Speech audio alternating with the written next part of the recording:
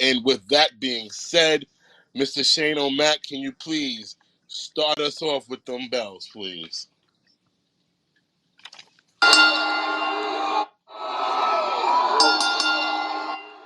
All right. So, fellas, what's going on? Tonight we're gonna do something a little different. We're gonna start off with the beginning of the show. Usually we start off with what we just saw, but tonight, out of respect for our World Heavyweight Champion, we're gonna start off with the beginning of the show. Seth Rollins, as we saw, entered the arena tonight, uh, limping as we all saw, and in a knee brace. And as we all know, it's been a conversation that we've all seen throughout the week that he sustained a knee injury last Monday in his World Heavyweight Championship match against Jinder Mahal. And so Seth clearly wasn't dancing and doing all the usual theatrics that he does when he walks to the ring. It was very somber and pretty sad. And once he got into the ring, the fans did what they usually do, which was sing his song and acknowledge him as the champion that he is. And he was just standing there and just soaking it all in. And noticeably, he had these really humongous black shades on, which completely covered most of his face up, so you couldn't really see what was going on. But he did remove the shades, and instantly you saw that his eyes were noticeably watery and red, as if he was very emotional. And then, right on cue, the fans started cheering, "Thank you, Seth." And it was just a very emotional moment. To me, it was just like, okay, you're expecting really, really, really bad news to be coming up now, because between his actions and facial expressions and the fans and the thank yous, it was a lot. Seth went on to say that, he did what he normally does in his matches, which was hit Jinder with a moonsault or something of that nature. But when he landed, he noticed that his knee landed more inward than it would normally do, which, he admitted that he continued the match as he does, and he defeated Jinder to retain his championship. He thanked the fans at the end of the night, and then he went to the back. And then once he sat down in the back is when he realized something's wrong, because he couldn't bend his knee. He said in that moment he felt helpless, and in that moment he really had thoughts of him missing WrestleMania. He eventually told us all that the diagnosis after the fact was a grade 2 tear of the MCL and a partial tear of the meniscus. Doctors told him that this would be something, if he got surgery, it would lead to him being out for 3 to 4 months, which, as we all know, that surpasses WrestleMania time. So, Seth was in the middle of saying that, and then Imperium's music hits, and he gets interrupted by Gunther and Ludwig and Giovanni, and they get to the ring, and this is the first time we actually seen Seth and Gunther face to face. It was a big moment, but somber moment because of the fact that Seth is not 100%, but something that we've been pushing for on here for a while. And also, Gunther surprisingly gives Seth his flowers for being the everyday champion, the workings man champion, fighting week after week after week, pay-per-view after pay-per-view, not stopping, because, on the other end on SmackDown, we got a champion who shows up maybe once or twice a month, defends the title maybe once or twice a year. So Seth is the antithesis of that. And Gunther gave him his flowers for that, because Gunther, in his own right, is the same way with the Intercontinental Championship.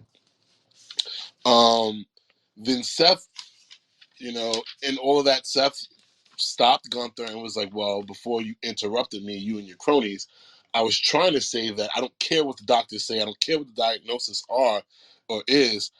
I'm still going to defend this championship at WrestleMania. I don't care how long it's going to take me to rehab and all this other stuff, but I'm going to be at WrestleMania regardless. Gunther then, basically says that he admires and respects Seth for that position. Uh, and then Gunther then says that he will win the Royal Rumble and challenge Seth to a match at WrestleMania, and basically tell him like, "Look, bro, I'm gonna take advantage of you. I'm gonna hit you in your knee, beat you up in your back, whatever part of you that's not 100%. I'm gonna take advantage of, and I'm gonna win that match and become a World Heavyweight Championship."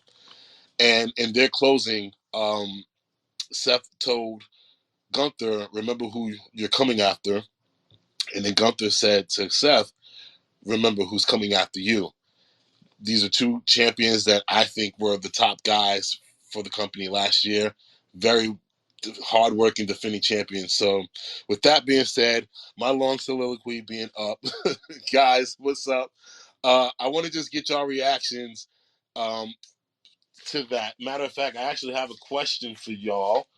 If you can give me 1 second, I wanted to know, yeah, what was your initial reaction to Seth Rollins' announcement before he was interrupted by Imperium? We're going to start off with Shane. We'll go with Tristan after that, and we'll close it out with Triple J. Shane, what's going on, my man? Yeah, I love how you asked me as I'm taking a swig of my Coors Light, my fresh, cold Coors Light, because I have to celebrate after this amazing episode of Raw, and a special swig, a special drink to my man Seth freaking Rollins, proving once again why he is one of the greatest champions to be in the ring.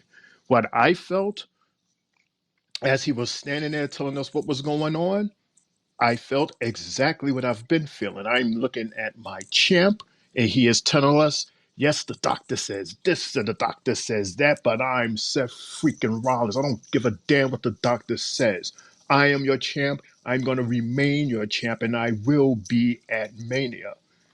Add that to what you said, because you said, based on what he said, what else is there to say except that we are going to continue to party with Seth freaking Rollins? Swig.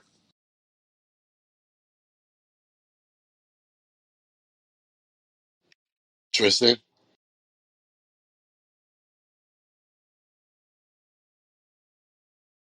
All right, so we'll I'm go with, sorry. I'm sorry. Can you yeah, repeat there the you go. question? Yeah, I I'm was sorry. saying, it's no problem. I was saying, what was your initial reaction to Seth Rollins' announcement prior to him being um, interrupted by Imperium? So basically, him telling us that with surgery he'll be out 3 to 4 months, and then that was it. So, what was your initial reaction to that? I thought that it was gonna be like him, you know, vacating the title, and it was gonna show that like, I'm gonna be out for a while. But the result of that and his courage, I do give him flowers for saying like, no, I'm gonna overcome everything. I will not let this title go due to an injury, because he had history of injuries, and now it's like he's the top of the like one of the top face of Raw right now. So I know he knows that he can't afford to relinquish the title right now.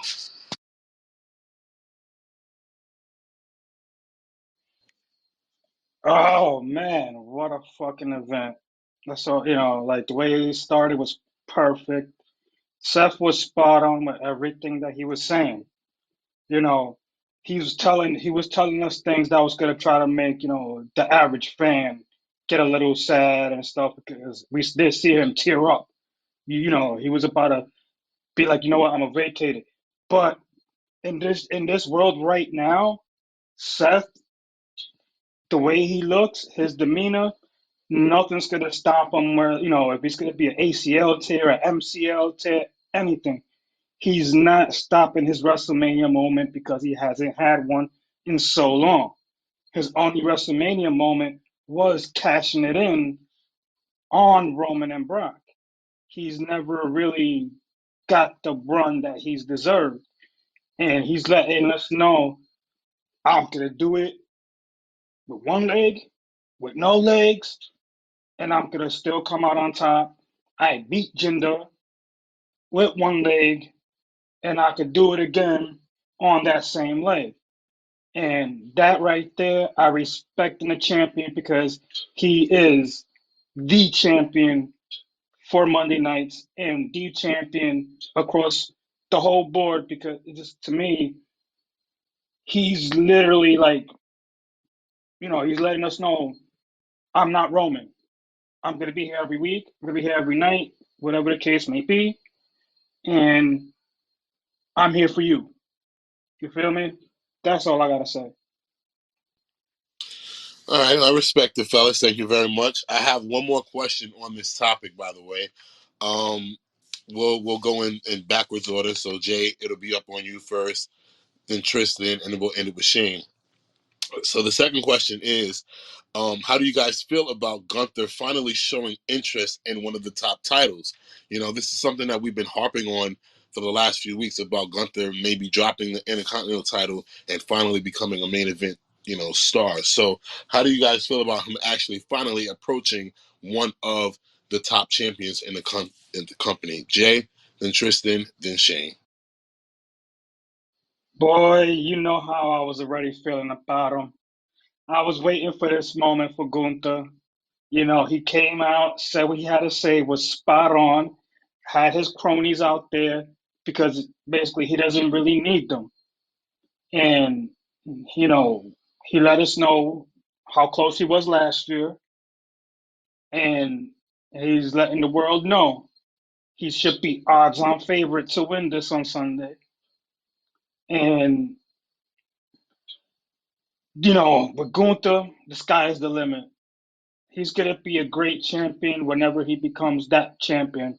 He's held the IC title to great passion. Besides your boy The Miz, who's the IC title champion, like the all-time great IC title guy, Gunther has to be literally on the heels of of that. I've been liking Son for a while, and it's it's the year of Gunther. I love Seth as well, but if there's anybody he's gonna lose it to, I would love it to be the Gunther. It wouldn't be that bad of a loss for a guy like Seth to lose it to him because they're both similar style guys in the ring.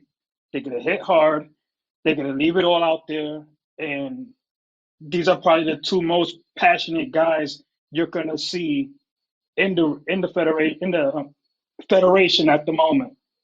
This is all I gotta say on that, and let's go Gunther.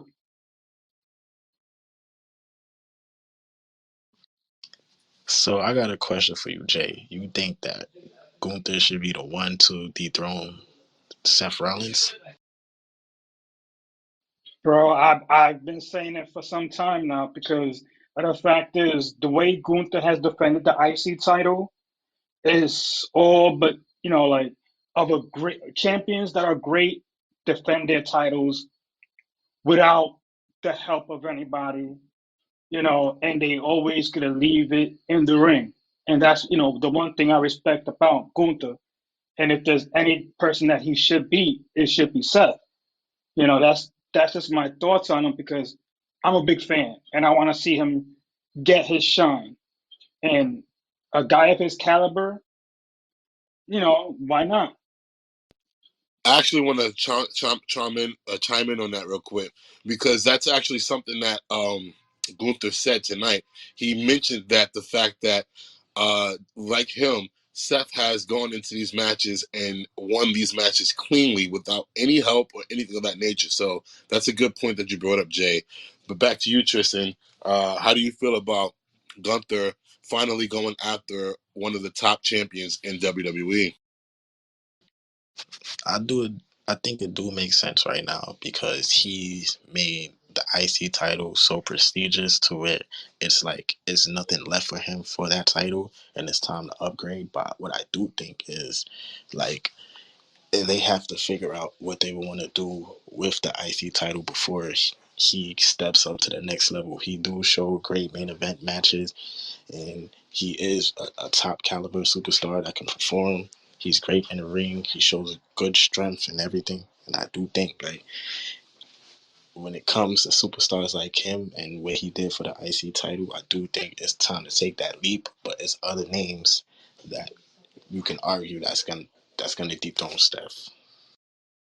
Now, Tristan, real quick before you go, Shane, I'm sorry. Tristan, in that case, would you rather have Kofi win the Intercontinental title and be the next guy to defend it, or would you rather have a monster like Bronson Reed moving forward as Intercontinental champion? Like, which one do you think would uphold what Gunther has built moving forward? Big Brunson Reed. I think that Kofi doesn't seem like the guy that you would want to dethrone Gunther, especially the many great matches Gunther have. I do think that going forward, Big Brunson Reed, if you promote the guy in the right way, it shows strength that he brings to the company. Well, I appreciate that. Shane, on the original question, how do you feel about Gunther going ahead and challenging for a major championship in WWE? So is this a plot that is under your belt, Triple H? Plan B and Plan C's. So you're talking about Gunther, one of the strongest out there, possibly holding both the IC title and the World Heavyweight title? Hmm. You're telling me that you're going to fight Kofi Kingston, and of course we know that you're going to, Kofi, I like you, guy, but you're not beating Gunther. So it all boils down to Gunther and Seth, huh? It all boils down to power versus a little less power than that power, but smart, intelligence. He uses his environment and he wins fair and square every time. How many champions out there have used other people to interfere? This guy has a faction behind him, and Seth is all by himself. And like you said, he just won a match last week with one leg. Dude, who does that? That is the definition of a true champion. And not and Gunther, he's my dude too. Well deserving of the title, and he's one of the best. He's the best there in terms of the Intercontinental Champion. Gunther, The Miz, Hunky Tonk Man, and then of course we can't forget Pat Patterson, who is the very first IC champion. So moving forward, who is going to win that match between Gunther and maybe in 75% Seth? I'm going with my guy Seth. I'm going with my guy Seth. All right. Well, those are some great reactions and great opinions from everyone. So we're going to move on from the opening promo segment. And that segment actually ended with the New Day coming down to the ring and attacking Ludwig and Giovanni, which set up segment number 2, which is the first match of the night, the New Day versus Imperium. Uh, Something that we were looking forward to, obviously, because of everything that's been going on in the past few weeks. So, well, the match was a great match. Me personally, I will not comment on the match so much because I got the three of you guys to put your thoughts on the match. But I'll just put my, real quick on the anecdotes. The match did end in a double count out, just like how Ludwig's and Xavier's match ended last Monday, because these guys just seem they just can't stand each other. You know, Kofi and Giovanni was in the crowd fighting each other while Ludwig and Xavier was at ringside fighting each other. Everything was all over the place. These guys were just getting out into an all-out brawl. This is the most, I don't want to say violent, but this is the most, you know, uh, aggressive we've seen the New Day. They're not happy-go-lucky. They are straight to business right now. I think that's that's something that's good for them as far as moving forward. And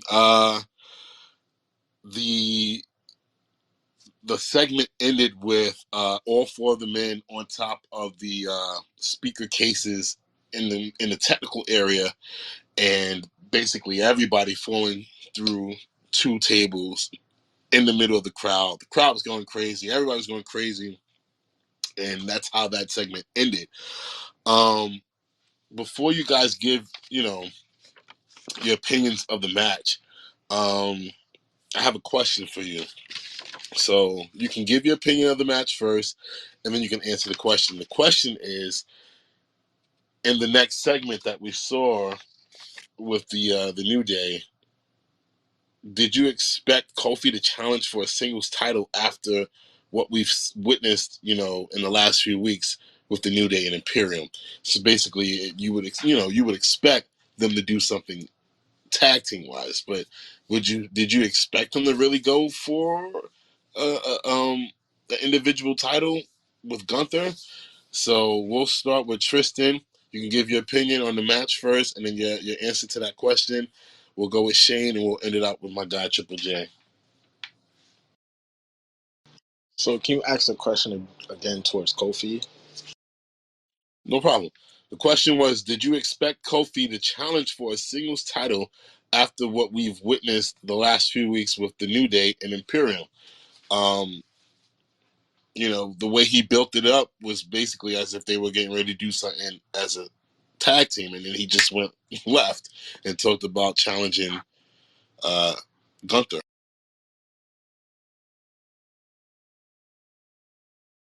All right, so basically, I thought the match was pretty solid, but the shine of the match was the double countout and the little brawl they had to bring the crowd more in. I did like the brawl, and I like how they went into the crowd, you know, put each other through a table, like just show the physicality that these two teams has been going back to back within the past few weeks. And as for Kofi, I don't know. I wasn't expecting that, and I do got a question for you. What's your thoughts on Xavier Woods getting a singles title run if it's like mid card? Well, for me, wow, thank you very much for that. Um, if he can keep the same type of aggression that he had last week in his one-on-one match with Ludwig, and then even the spurts of aggression that he had this week in his tag title match, I wouldn't mind it. I mean, we saw him win King of the Ring. I don't mind it. I think that it's fine, for them to go and give individual shine to these tag teams while they're still a team, like how they did with um, Alpha Academy. I think that was fantastic. The fact that both Otis and Chad were able to do their own individual thing while they were in the tag team, it just made the team even better.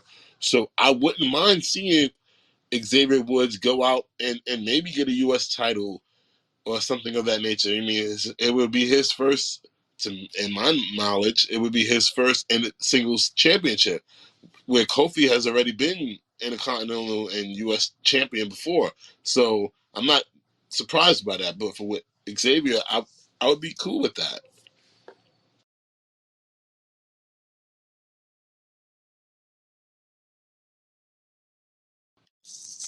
But is it my turn?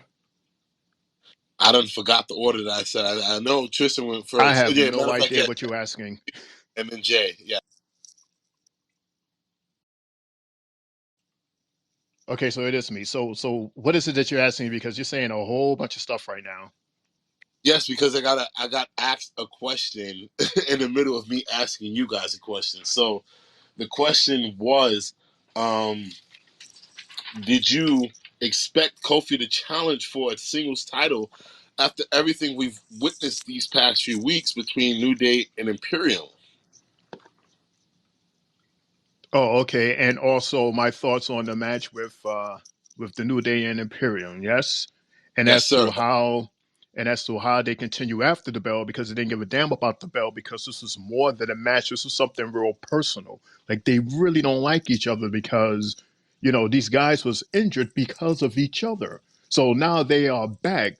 They're saying, okay, I'm gonna whoop your ass now since you injured me and cost me some time. I'm gonna whip your ass now. I don't give a damn about this being a match or a rules match. I don't care about no bells. And we taking this outside the ring.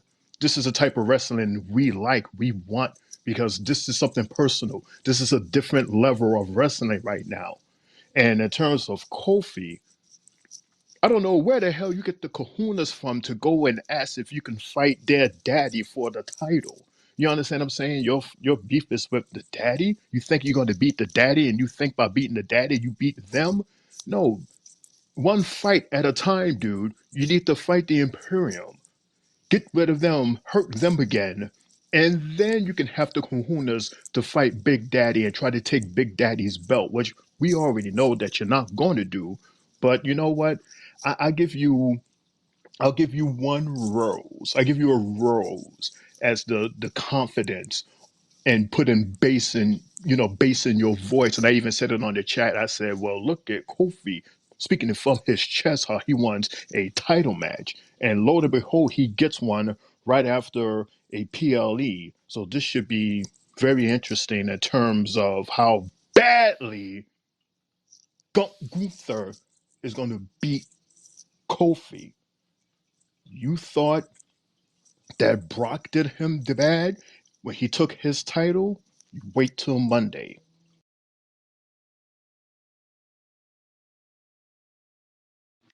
Jay. Now, now with me and my thoughts, that was a fucking match. That's what we want to see from two teams, one that's on the come up and one that's trying to find their path again. This is what wrestling is supposed to be. With these two teams, it's been, as good OG always say, a slobber knocker. And they are delivering every time. It's either the one on ones or now that we got the 2-on-2. They was just like, screw it, we gotta fight here, we gotta fight there, then we gotta all meet up and just all get beat up. And this is what we need. You know, I want to see this side of X. I want to see the side of Kofi. Because as Des said earlier, the New Day has always been the happy-go-lucky team, the unicorns, the bootios. Now we're seeing a different, rugged side from the group, and I want them to keep that up because they're fighting a group that's already came rugged and ready just to brawl out.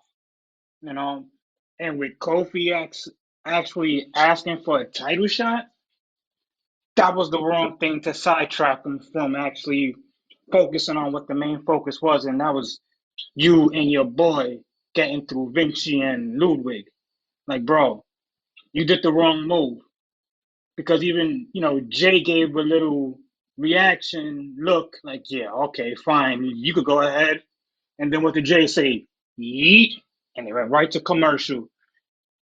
Monday night might be the first and only time that a Gunther match will probably have interference because the two Imperium guys are gonna be like, oh man, now we could take him for the for the run. We could get him while he's hurt.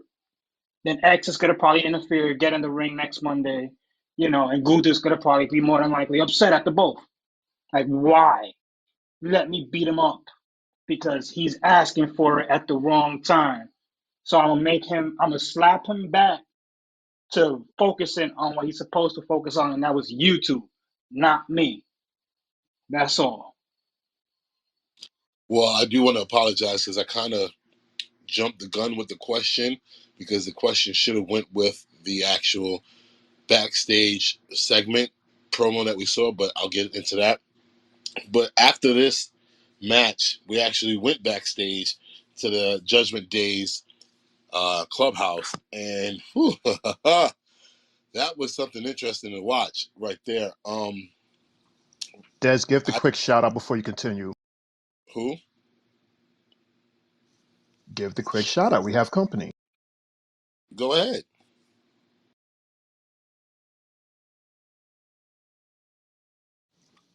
No, I thought you was gonna do it because he's right there. Giving a special shout out, 3 bells to Mr. I am I. If that's how you say your name, shout out to you, baby. We see you. Welcome to our chat. Feel free to leave a message, ask a question, or say what's up. But welcome aboard, man. And with that being said, he just sent in a question. So before I move on, I'll go to the question. Well, I'll go to the voice note. I don't know if it's a question or not, so here we go. I wish Big E was back to be a part of that experience with Imperium and a New Day, man. It would have made the match. It would have made it look 10 times better, man. I wish Big E was back, man, and hopefully he's able to come back and wrestle and be a part of that and help the New Day. But how wonderful it would have been the New Day versus Imperium. Now, Lejean, hopefully I'm saying your name correctly. I apologize if I got it wrong, but it's a very interesting name. But I think I got it right. That's something that we did harp on last Monday. How we all felt that somehow, some way, that in the Royal Rumble, that it'll end up being, the three members of the New Day versus the three members of Imperium, and then it would lead into something further. But I'll get into more of that later on in the WWE rumors and hot takes segment. So stay tuned for that. So moving on, though, the next segment that we saw backstage, again, like I said, was in the Judgment Day's clubhouse. And man, oh man, I don't know how y'all feel, but I'm gonna ask y'all because I don't really like to do too much about the set the promos backstage and stuff like that because it takes away. But this one right here needed to be talked about. Um, we saw a lot of animosity between uh, Damian Priest and Mommy Rhea Ripley. Something that Jay's been calling for months now. That the two of them would get into it because you can't really have a group or a faction without a leader, but they've been trying to tell us that they don't have a leader in Judgment Day. But Damian basically put Mommy in her place by telling her that she needs to stop going to Adam Pearce and making matches for random Judgment Day people, and she needs to deflate her big head that she got because she was on the cover of WWE 2K24.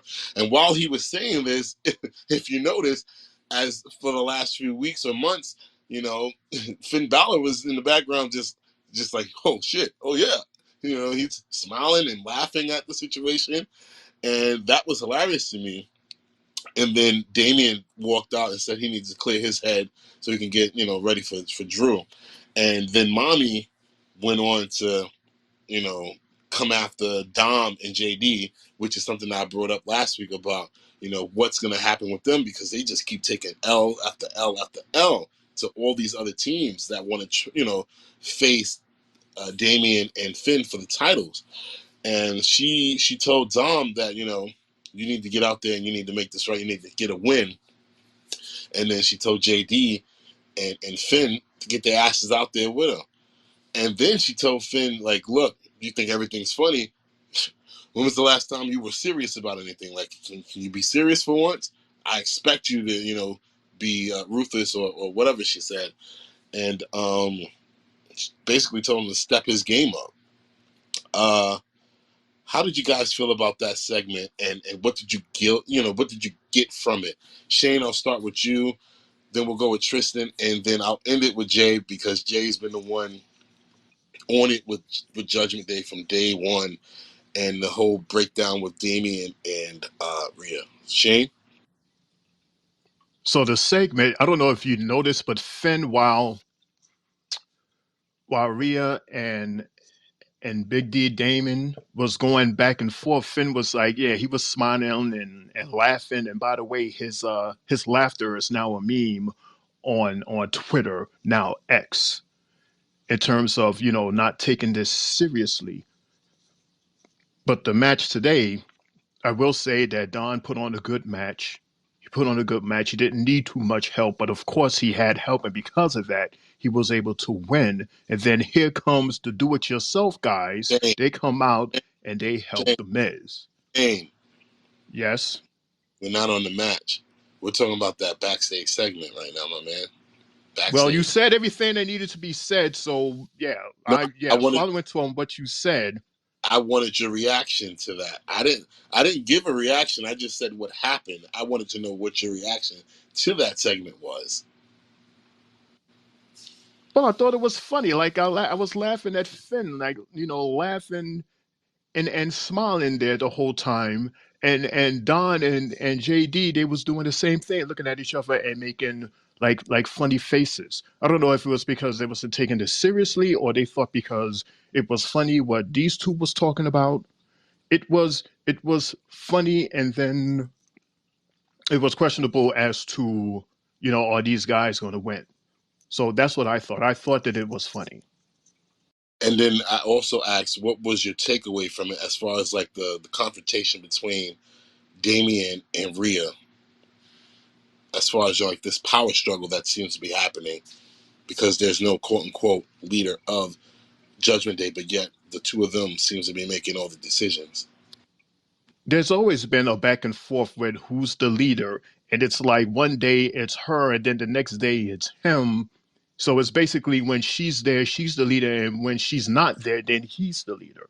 That's what I see. Kristen,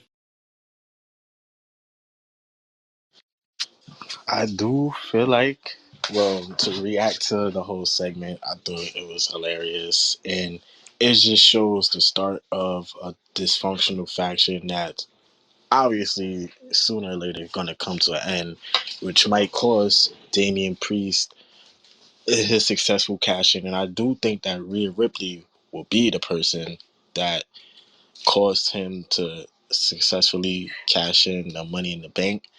But I do think that since she's the really the only one in the faction to really take care of business, she feels like she's the leader and she should make decisions for them. And while she's taking care of business, she's trying to basically get them on track and take, you know, the faction serious and not embarrass themselves week after week. And that's why she's going behind their back, putting them in different matches and stuff to prove themselves and to stop all, the playing around and the making themselves look bad as they supposed to be the number one faction on Raw.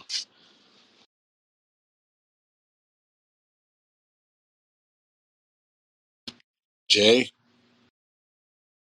Well, my whole reaction to it is this is needed to happen within the group.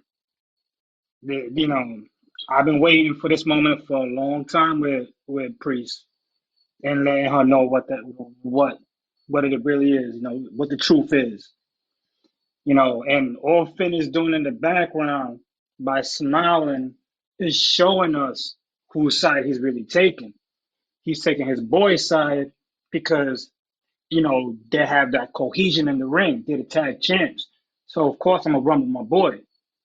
So, once, Priest said what he said to her, we both know their egos are to the sky because of what they have on them. Priest with the money in the bank and her with her title. So, you know, it's just showing that they're two, she's an alpha. They're both alphas in the ring. And this is this is a way that, as Tristan said, when the eventual breakup, I feel that what Rhea's gonna do is take Dom and JD to be her two little puppets, while Finn still rocks with Priest, and Mr. R Truth in the end helps my boy Damian Priest cash it in. The end. All right, well, those are some really good insights on that Wait, wait, backstage. wait, wait, wait, Oh, wait. well, That's I'm sorry.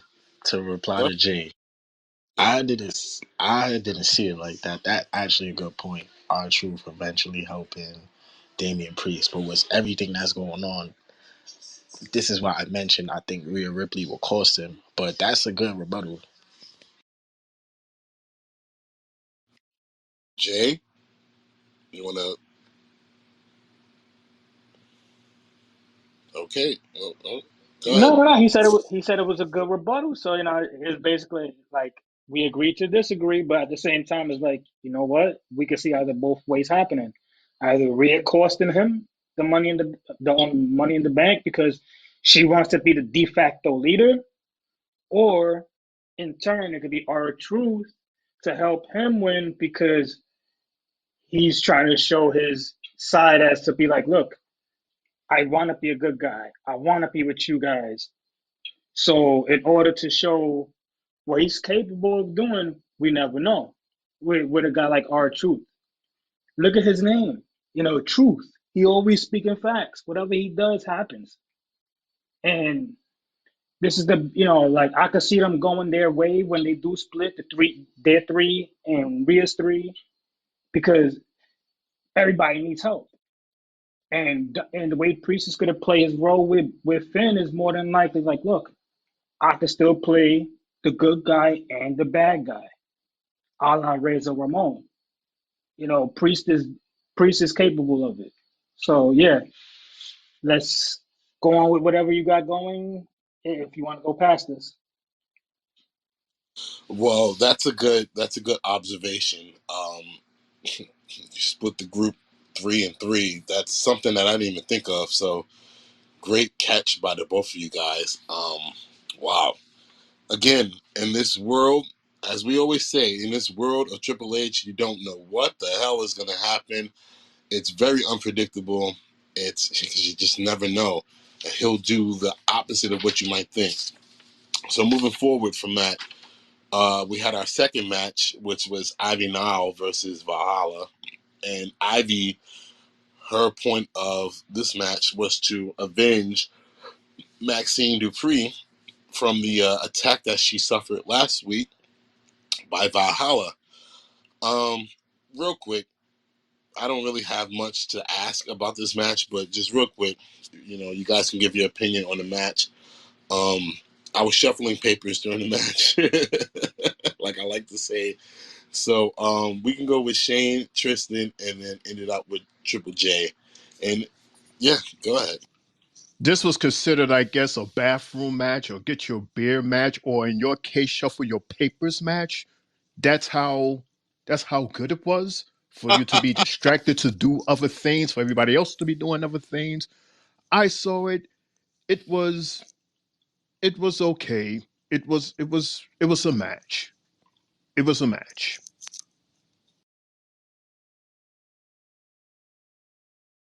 Tristan. I couldn't agree more. Like it was one of those matches where you easily get distracted. You get caught up with other things. Like he said, it was a match. Like it was. I watched it. It was okay, but nothing spectacular happened. Tristan distracted like shuffling papers, right? Yeah, distracted. Changing a diaper or something like that. Jay. well, that was a pretty decent match because I was in the middle of like shuffling mixing my rice up and making some food as well during that match. The only thing I can say is we never really. This is the first time we really seen Valhalla fight in God knows how long. Because you didn't even know when she last fought. I didn't know when she last fought, but I knew who she was with. She ain't fight since she was with the Riot Squad, so that's a pretty damn long time. And with Ivy to win with a bulldog, nah, give me more, and then I'll say more. Other than that, Maxine Dupree looked hella fine tonight. Yes, she did. I mean, hey, look, at least it was a bulldog off the top of the ropes, it wasn't Trish Stratus's finishing maneuver. It was a bulldog off the top rope, so I'll give her that much. But moving on, so now we get to the segment after that, which was backstage. It was a promo for the New Day event, originally. We get back there, they're iced up because, everything that they've been through for the night. And who comes with the ice? Jey Uso, who has not been really featured on Raw too much the last few weeks. We'll get into that a little bit later, but in that time, again, like I said, I jumped the gun earlier, and Kofi eventually, said that he wanted to challenge Gunther for the IC title next week. But while he was saying that, as we always say, with these backstage promos, you gotta pay attention in the Triple H era. You gotta pay attention to everything that's going on. And while that was happening, Damage Control entered the building, and they were looking for whatever they were looking for, but it was there. They were there. And at the end of this promo, you know, after Kofi and Xavier said what they had to say, Jey Uso ended it as if he was Ron Simmons and said "yeet." So yeah, that was it was an interesting promo in the back, which led to the next promo, because we had a hell of a lot of promos tonight on Raw, which is expected because it's the Raw before a major pay-per-view. So the next promo was Nia Jax, which was in the ring, and she got down to the ring and she was basically talking about how she still feels the same way she feels. She's gonna win the Royal Rumble and she's gonna beat Rhea Ripley. And she was spitting some facts about her and Rhea and her and Becky. How neither one of them wants to face her because she'll squash them. And then next thing you know, Becky Lynch interrupts her promo and comes out. And that Becky was, insulting her about her size or whatever like that, and telling Nia that she has a big target on her back because of the fact that, the locker room, the women's locker room, they don't like her. So they're all aiming for her. And previous to that, Michael Cole mentioned that it took about 11 women last year to eliminate Nia. So that's very interesting. Um, in doing that, while Becky was saying all that, Bayley came out. My boo, Bebe. She came out. She was talking her junk about how she's going to win the Royal Rumble and she's going to beat Rhea. And the next, she attacks Becky, which starts a three-way battle between Becky and Nia and Bebe. And Bebe gets put on her ass, and then Nia throws Becky over the top rope. And in a way, she eliminates her from from the situation. And then she gives a hellacious leg drop to Bayley, and I was just like, wow. You guys can give me what your takes were from that quick promo in the ring. We'll start with Jay because Nia is his boo. Go with Tristan, and we'll end it with my man Shane O'Mac. And what I felt from this, honestly, I felt like they all came in there talking what they had to talk. Nia bringing up her points as far as in who she's beat, how she's done it, and that she's gonna win. And then Becky's came and said basically the same stuff, calling her dope. So then Bailey comes on and she's like, "Hi, my old friends, how we've all grown up." Comes into the ring, talks her talk. And, she's like, "Ding dong, hello," which is like the old Bailey. Gets me to think. Eventually, she's gonna be, she's gonna turn back to her old self eventually. And once they got that brawl going on, all I could think of that there was gonna be probably the final 3 or 4 women in the ring on Saturday. The final 3, final 4. We just don't know who's the fourth person that's gonna be there with them. But it's gonna lead down to one of those 3 winning the Rumble, and it's gonna be very interesting amongst them. So kudos to all 3 ladies on doing what they did tonight. They cut a quick, nice promo, and we got to see a nice Nia leg drop. I'm always in favor of that. She didn't do no annihilator, so I'll take the legs. Uh, okay, I'm gonna interrupt this real quick because Jay always, no matter what show it is, whether it's Raw, SmackDown, or NXT, he always seems to figure out what's going on in my head. And I failed to ask the other question that I wanted to, but you harped on it. I actually wanted to ask: will Bayley, Becky, Nia be in the final 4 of the Women's Royal Rumble? and you already harped on it.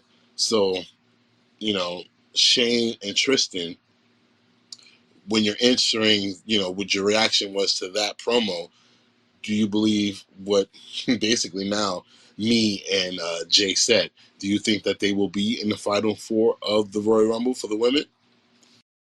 All right, you named three people. Who's going to be the fourth one? The fourth person, in my opinion, is going to be Bianca Belair. That would be the fourth person. And what was your reaction? Hold on, Shane. Oh, What was your reaction to the all to the right. My reaction was, y'all know how I feel about Nia. Like every time she cuts a promo, she tries, but it's not really crowd engaging until Becky came out and, started carrying the promo. And she was spitting facts like, the woman back there is afraid to face you. As many botches she had in matches that caused women's injuries and all that. And yeah, I was going to say what Jay was going to say, like, oh, they did those three superstars in particular because they're just spoiling it that's going to be the final three. And yeah, I just think that, it was just a promo to put out there before Royal Rumble, to give it a little hype, a little anticipation for, the women's Royal Rumble match. So it had to be proven that it took 11, 10 or 9 or 8, it took 11 women to take her out. So not one woman can take her out by themselves.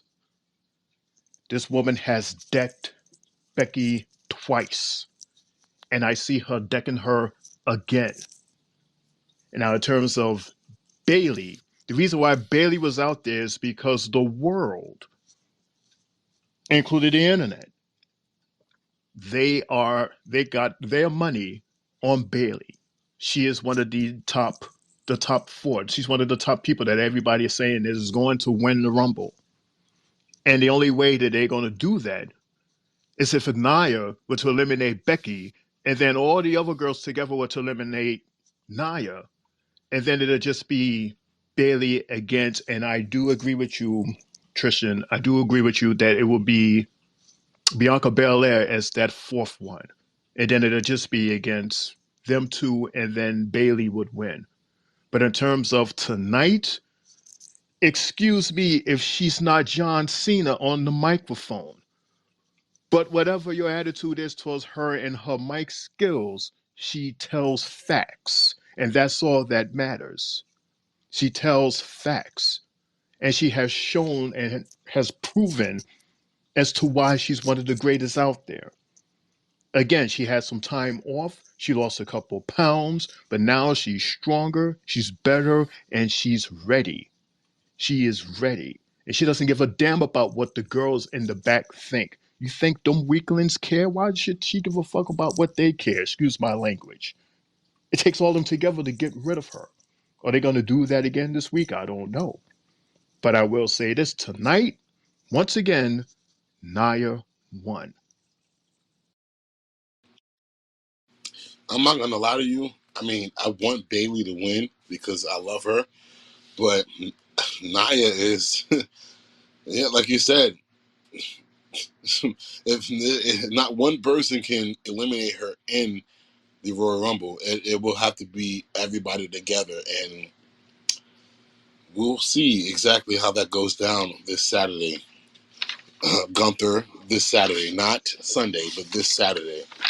What up? What up, Jay? I just wanted to touch on one thing. I see the guys agreed that more than likely that they said Bianca Belair will be that fourth person in the ring. I would like to add my fourth person to it for one reason and one reason only.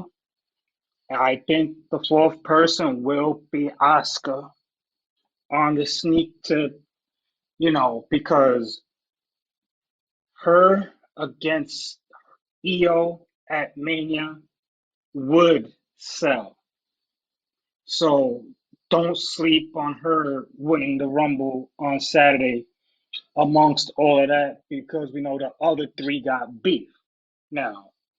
So this is my choice. My second choice besides Naya to win the Rumble will be Asuka. Who is to say that Io Sky would be champion at Mania?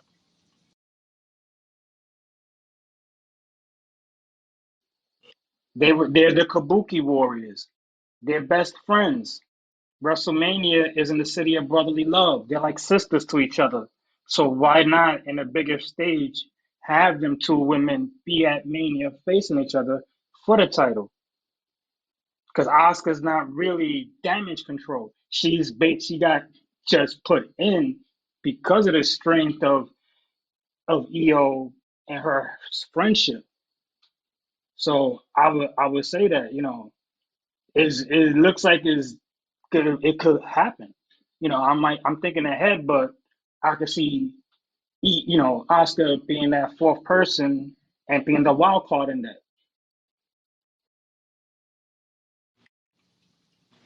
Io Shane. Sky is going to be undefeated between now and Mania. So she's going to either not have any matches and just do a whole bunch of talking, or she's going to be in matches and just going to win them all until Mania to have this conflict. That's what you're saying, Well, Jay? no, well, hold on, Jay. That actually leads me into my hot take that I had for us. If you guys don't mind, because it's beautiful, beautiful transition that you guys did. My hot take for this was, why is it that beyond Bianca Belair, no one else has shown interest in facing Io Sky for the WWE Women's Championship? Everyone has been gunning for the Women's World Heavyweight Championship. Why is that? I'll go with you, Shane. I'll go with you, Triple J, after that. And Tristan, you can finish this out. Go ahead. And I see your message. I'm going to play it after these responses. Go ahead. Wait a minute. You're saying that there are more people that's going after the heavyweight champion than the WWE champion? Yeah, dude, you've been watching the shows with me. Uh, Everybody's been declaring that they want to go after Rhea Ripley between Becky, Bailey, and Nia Jax. Remember, we only know 4 women that's going into the Royal Rumble, and nobody else has been saying anything about them going against Io Sky for the Women's WWE Championship. Well, it seems to me that all the women that wants Rhea's title are all Raw women. Am I right? And then for some reason, the one woman that's on SmackDown is going after Eon Sky. But then again, you have to remember that if I'm going after Eon Sky, it's not just her. It's this whole freaking faction that's behind her. As opposed to Rhea, it's just her. These guys are not going to hit me. I'm a woman. So I would take that into consideration in terms of if I'm winning the opportunity to face either Rhea or Io Sky, it would be either Rhea with a bunch of guys that's not going to touch me, or a bunch of women that's going to kick my fucking ass. Are you kidding? Next up, The way, like, that's a very interesting, point that you bring up because it's just showing us, you know, who's the A champion in both sides, and that's Rhea right now. So why not have just about everybody from either side go after her? EO's what? She doesn't really defend it. She's been in chill mode for a minute now. And if she does a little fight here and there, it's gonna be on SmackDown. We don't see her at pay-per-views or anything. We don't hear her defending her title at the Rumble. It's she's gonna get a whole push all the way to Mania without probably defending her belt. Maybe one little title defense on SmackDown within the next 6 weeks, and then she's in show mode to Mania. So that was my take on my reason for why I could see Asuka wanting to dethrone her because she was never really a member of the group, and she kind of led the way for the breakup to try to make Bailey get out the group. So, I could feel that she's gonna try to get Bailey out the Rumble you know, per se. Other than that, next. I kind of do see where Jay is coming from, and I would like to add on to that. If Oscar do win and go for Io Sky, it would really sell tickets for the SmackDown's Women's Champion in terms of Asian style wrestling. Like it only makes sense out of everything because Io Sky right now is a big question mark for what to do with her, and like who is the perfect person to dethrone her. And I do think that Oscar could be that perfect person. So basically, Tristan and Triple J, what y'all are saying is Asuka infiltrated Damage Control just so she can get close to the champion and make the champion get, feel unguarded and relaxed because nobody's really coming for her besides Bianca. And, in the sense of Bianca, they can, you know, basically stop her as a group. Is that what y'all are saying, Tristan and Triple J? Yes, you hit it on the nose, my brother. Perfect. You spot on with it.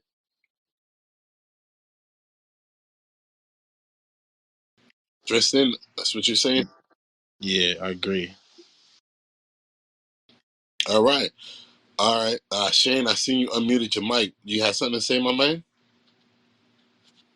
No, it seems to me that it's going to be the Oriental Express here. That seems to be the theme that's going to take us into Mania and that's going to sell tickets. Hey, if Lord, that's what it takes, then so be it. I mean, Lord but have we mercy. do need more women. We need more women in SmackDown Lord, so that it can be a more broader conversation instead of just Bianca and your best friend. There has to be more than that. Lord have mercy, Shane. It's just really, he's been really trying the last 2 weeks to get us kicked off of this goddamn app.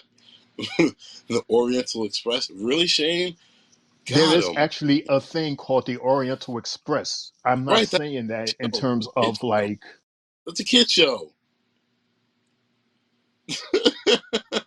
my apologies to Des and everyone out there that Uh, didn't like what I just said. I apologize. I'm gonna play a voice note real quick. Let's see what this voice note has to do with the topic. I don't mean to get you upset, buddy, but Nia is not all that, man. Nia Jax remind me a lot like the Big Show. Very intimidating, but moveset sucks and suck on the mic.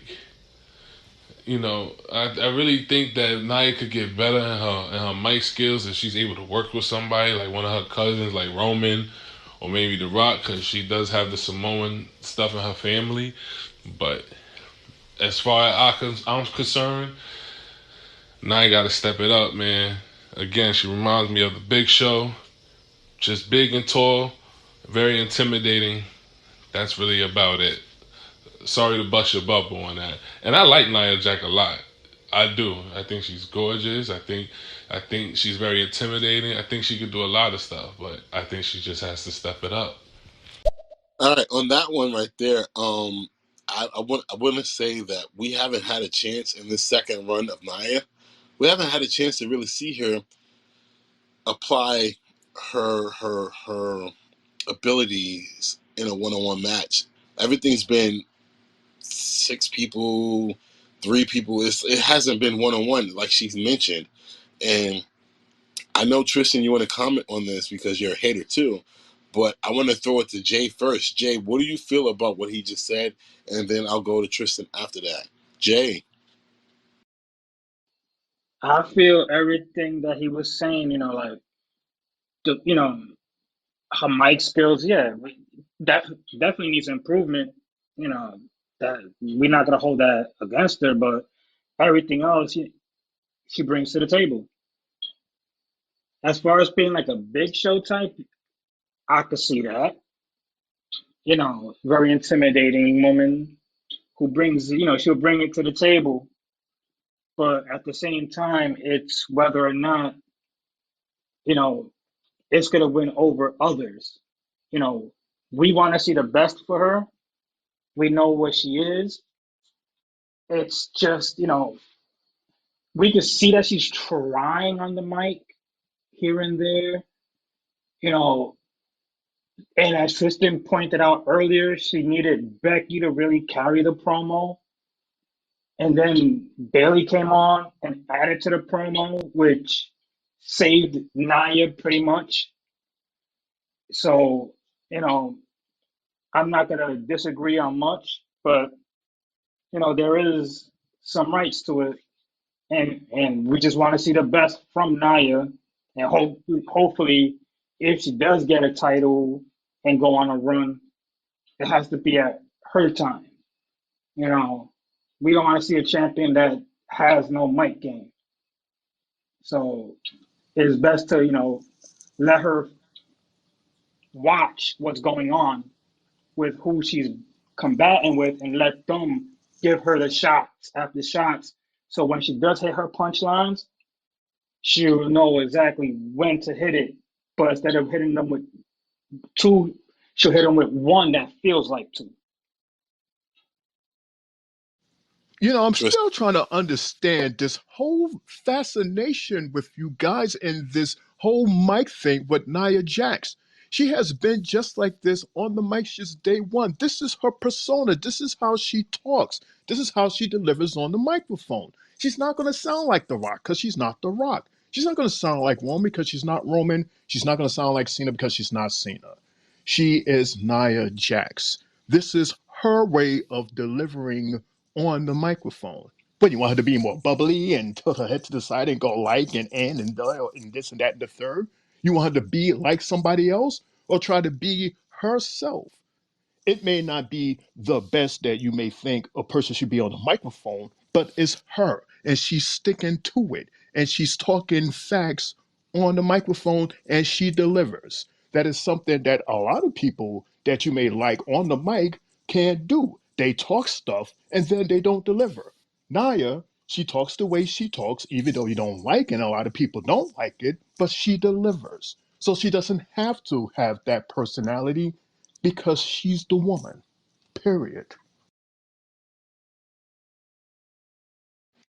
Tristan.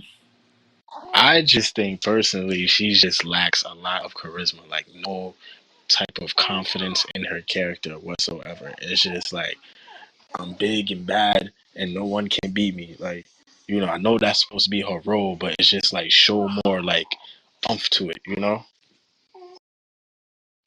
Well, and my take on this, because I don't usually do takes on Mondays, but I would actually like to harping back to how it was with Cena versus Roman Reigns a few years ago.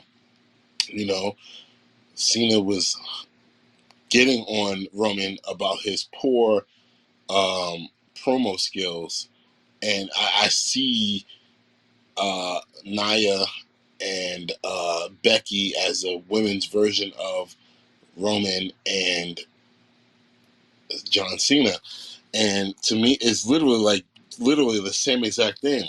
But like Shane said, she might not have the mic skills, but she backs it up in the ring. And in that same breath, you know, yes, Cena might have destroyed Roman. He might have destroyed him on the mic, but when the match happened, who won? Same thing between Becky and Nia. Who won? So we can all agree to disagree. I'm with you, Shane. I'm with you, Triple J, about Nia. Uh, I don't have a problem with her. She doesn't. So what? She might not have the mic skills, but she got the ring ability, and she got the win over the man, and she created the man. So with that being said, Yeah, but whatever. You guys are going to be kissing her ass, giving her flowers, and giving her beer once she has that title. all right, Shane.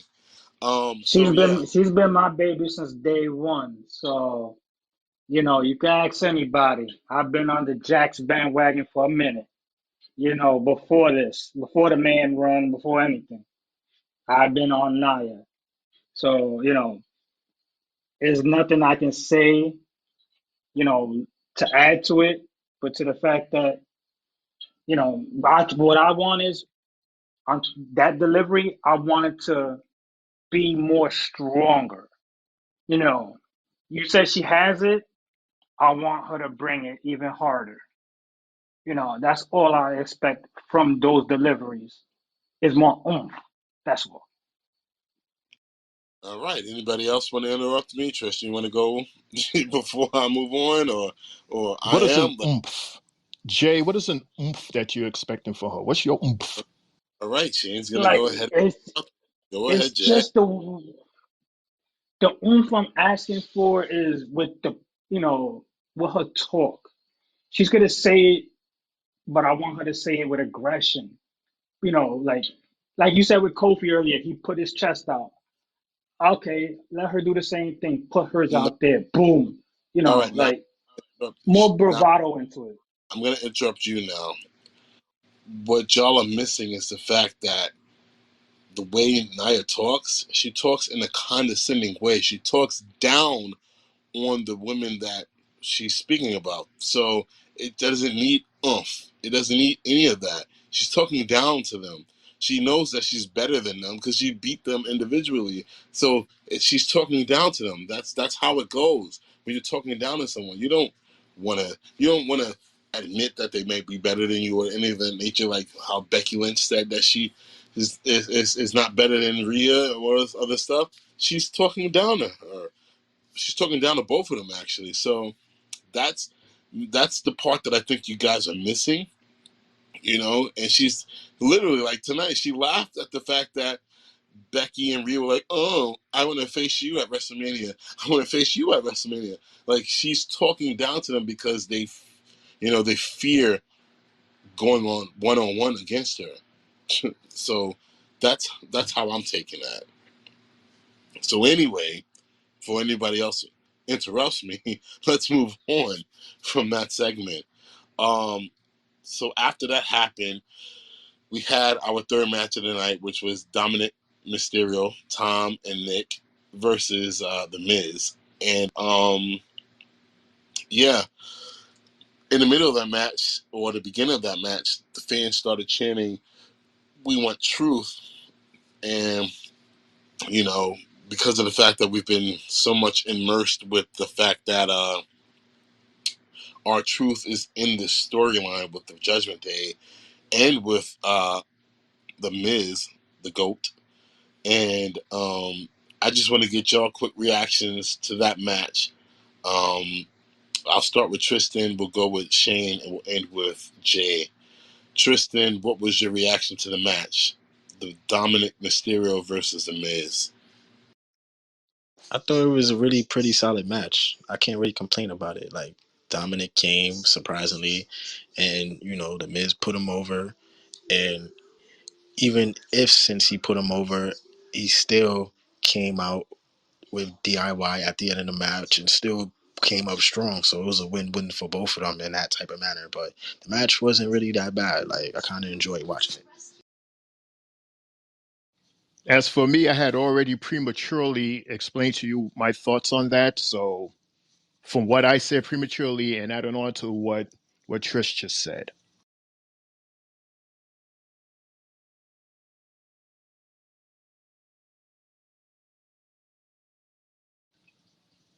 that's a period, Jay. Jay, this period on a Uh, comma. no, I'm So here. I'm here. I'm here. I'm here. I was just looking at what I have wrote about the match. you sure it's You not know, the I Pepsi? You sure it's not the Pepsi? I finished the cup already. I need another All right, cup. get to it. I need a zip in my double cup. But yeah, this match to me, it was all right. It wasn't the best because of the fact is Dom's been losing, and the only way he got help was with JD and Finn being out there. Other than that, if Finn wasn't out there, this would have been another L for Dom. Trust and believe. The Miz would have won that fair and square because I've been as much as I've been seeing Dom, there's been loss after loss after loss. To get this win with help shows us that That's what Dom needs, is help. Dom can't win a match straight up by himself. The end. Wow. Okay. I mean, I don't know how to feel about that because when he was North American champion, he had a few matches where he did win on his own. I mean, remember that match he had with Dragon Lee? There was no interruptions and no interference in that match. It was a great match, and Dom won that on his own. But I'll digress from that and move on from that. So we had two promos after that. The promo that I would go into was the promo with Bronson Reed, and he was talking about Jey Uso, and he basically challenged Jey to a match next Monday night on Raw. And what I want to ask to you guys is, for some reason, things have stalled out on Jey the last few weeks or maybe the last month or so. Why do you think that is? I'll start with Tristan, go with Jey, and we'll end with Shane O'Mac.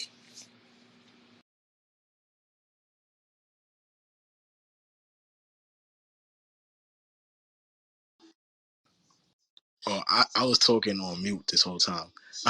Can you break down the question you was asking just now? He was talking about me. Okay, I said that that the promo backstage that we were talking that I was talking about was with Bronson Reed, and he basically challenged Jey Uso to a match next week on Raw because for some reason he feels that they're going again, going for the same title, same individual title, and he wants to face him. So I said, why do you think things have stalled with Jey Uso over the last month or so? Like, what's the deal with that? Like, we haven't seen him compete recently. He's barely been featured on the show. So, what's your take on that? All right, my take on that. Ever since Raw stopped doing the same main events every Monday, or the same different main events every Monday, I feel like they lost a role for him on the show. So using Big Brunson Reed is getting him back into the picture. And we know that Jey Uso is a good wrestler, so he can bring out the best out of Brunson Reed, and to see what type of match they could put together going forward. And it's nothing really there for Jey Uso right now.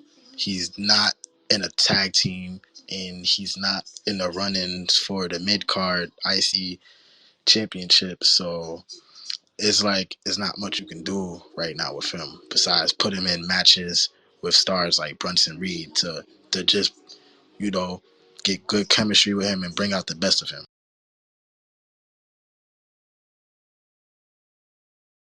Well, my whole thing with the reason, with the way they are pushing Jey Uso is the fact that we got to pay attention to what Drew McIntyre was saying to I forgot who he was talking to one time before, and he was saying that nobody in the locker room likes Jey for what he did when he was a part of the bloodline.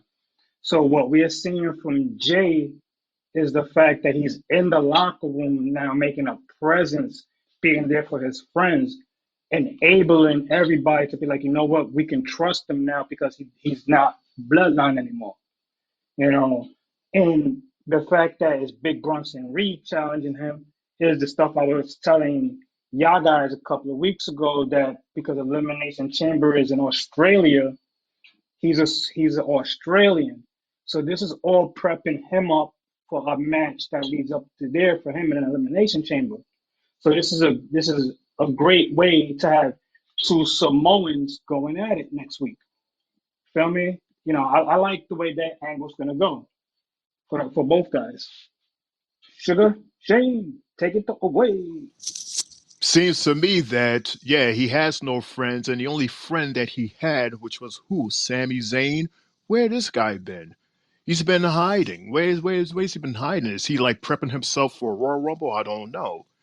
Anyway, and we've been seeing Jay like in all of these backstage promos, and we haven't really seen him in the ring. And you go from main eventing, you go from being in this powerful faction, excuse me. Why I keep saying fractions, math, factions with the bloodline. Then you go to Raw, and now you're fighting mid cards. That's what's going on now, and you're about to fight Bronson Reed, and he has been showing nothing but good things. His match with Otis is like top tier, top notch fights. Those matches has been amazing. And Jay, you're gonna bring that to the ring. You're gonna beat this big guy that has proven his strength, his speed, and the fact that he can possibly be in running for a title match. This is the guy that you're gonna fight next week after Rumble. I don't know, man. You really gonna have to sell me on this one because my money right now is on Big Braun. All right, all right, all right. So, with that being said, we are going to head into the WWE rumors and hot takes section of this episode. Um, I'm going to ask a question that I'm pretty sure none of y'all even thought about, have thought about, but where is Ricochet? Shane, I'll start with you. Jay, you'll go after that, and Tristan, you can end us off. Where's Ricochet? Hopefully, Ricochet doesn't have a busted knee like Seth because he just did a home show, if I'm not mistaken, with Gender and Gender One.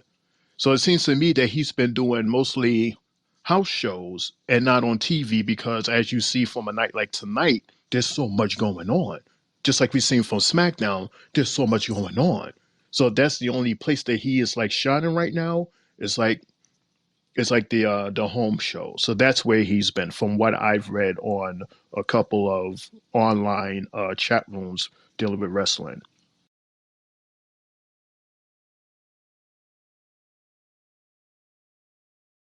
For me, I'm I've sorry. been. Period. I'm sorry, guys. I'm sorry.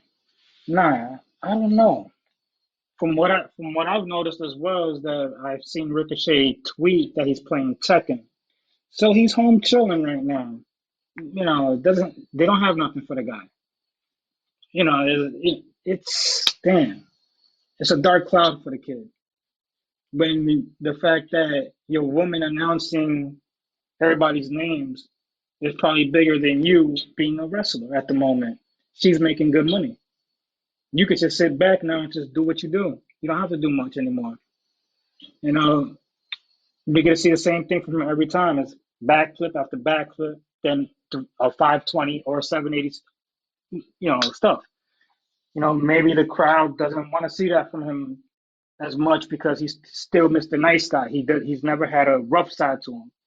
So might as well keep Mr. Nice Guy home and let your woman be the loud one, talking her talk.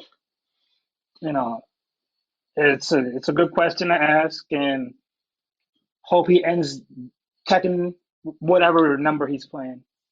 Jay, Tristan, hold on real quick. Jay, I'll have a rebuttal for that. So, you don't think the fans want to see um, Ricochet come back at Logan Paul? Remember, they never finished their situation that was going on, especially including his soon-to-be wife. So you don't think that the fans want to see him take out Logan Paul? I'm over it right now because of the fact is Logan Paul's a SmackDown guy. Ricochet's a Raw guy. So that to me is good. That X's it out.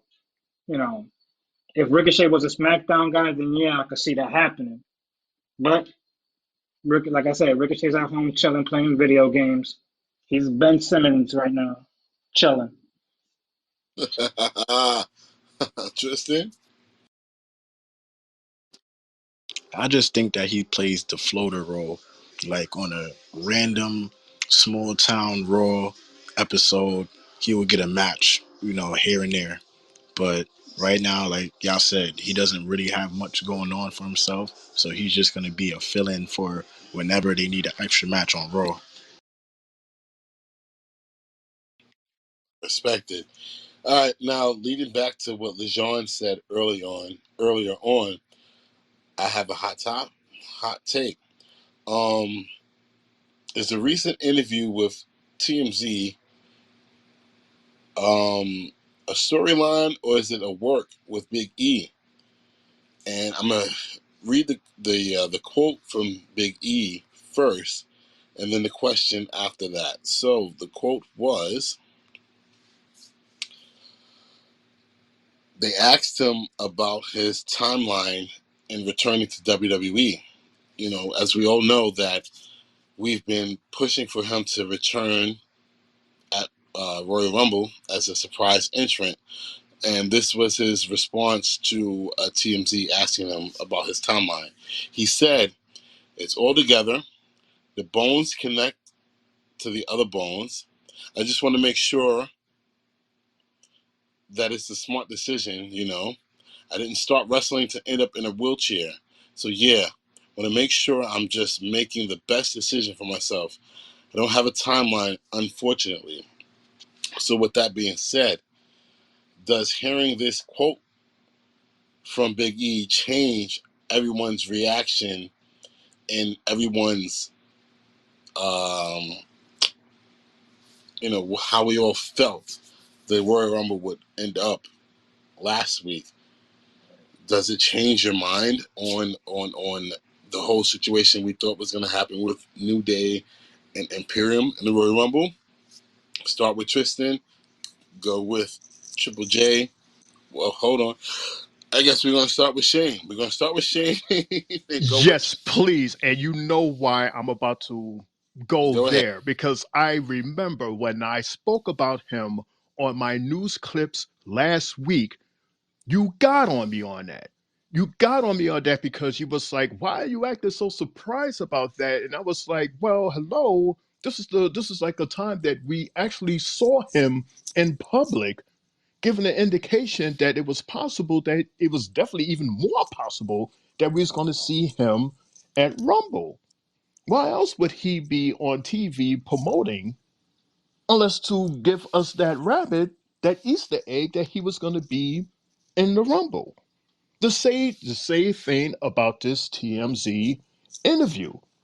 They kind of tease us to say, yeah, maybe I will be in there, maybe I won't.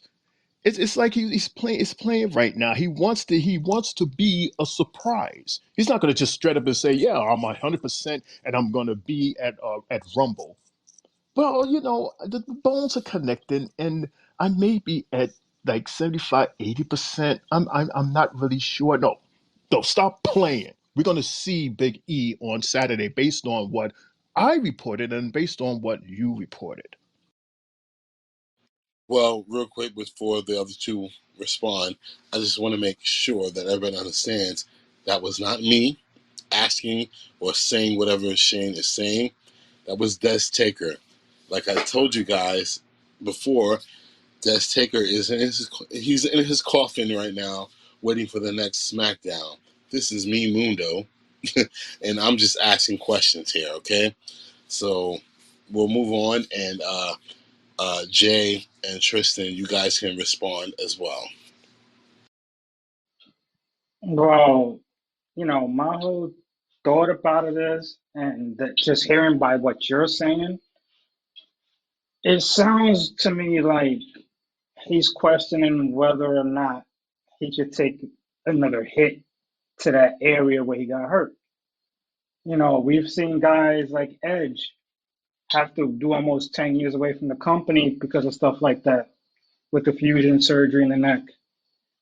And the way that we've been seeing Monday Night Raw of lately is the fact that they don't have a third man, but the third man has been around them, like Jey Uso.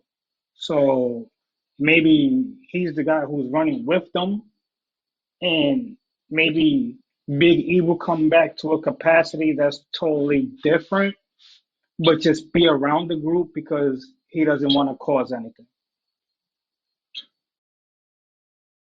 Yeah, I was just about to say something like that. Like he will come back and be on Kofi's corner on this upcoming Raw, and he's basically be like the spokesperson, like their third hype up man, the third, but not in a physical state, just like there with them. Okay. And I agree, and that makes sense. But why hasn't that happened yet? Look how long that it has been since that incident has happened. And look how long that he was in recovery mode. He should have been been a long time ago been on the side, cheering them on. He should have been a guest speaker at the announce table.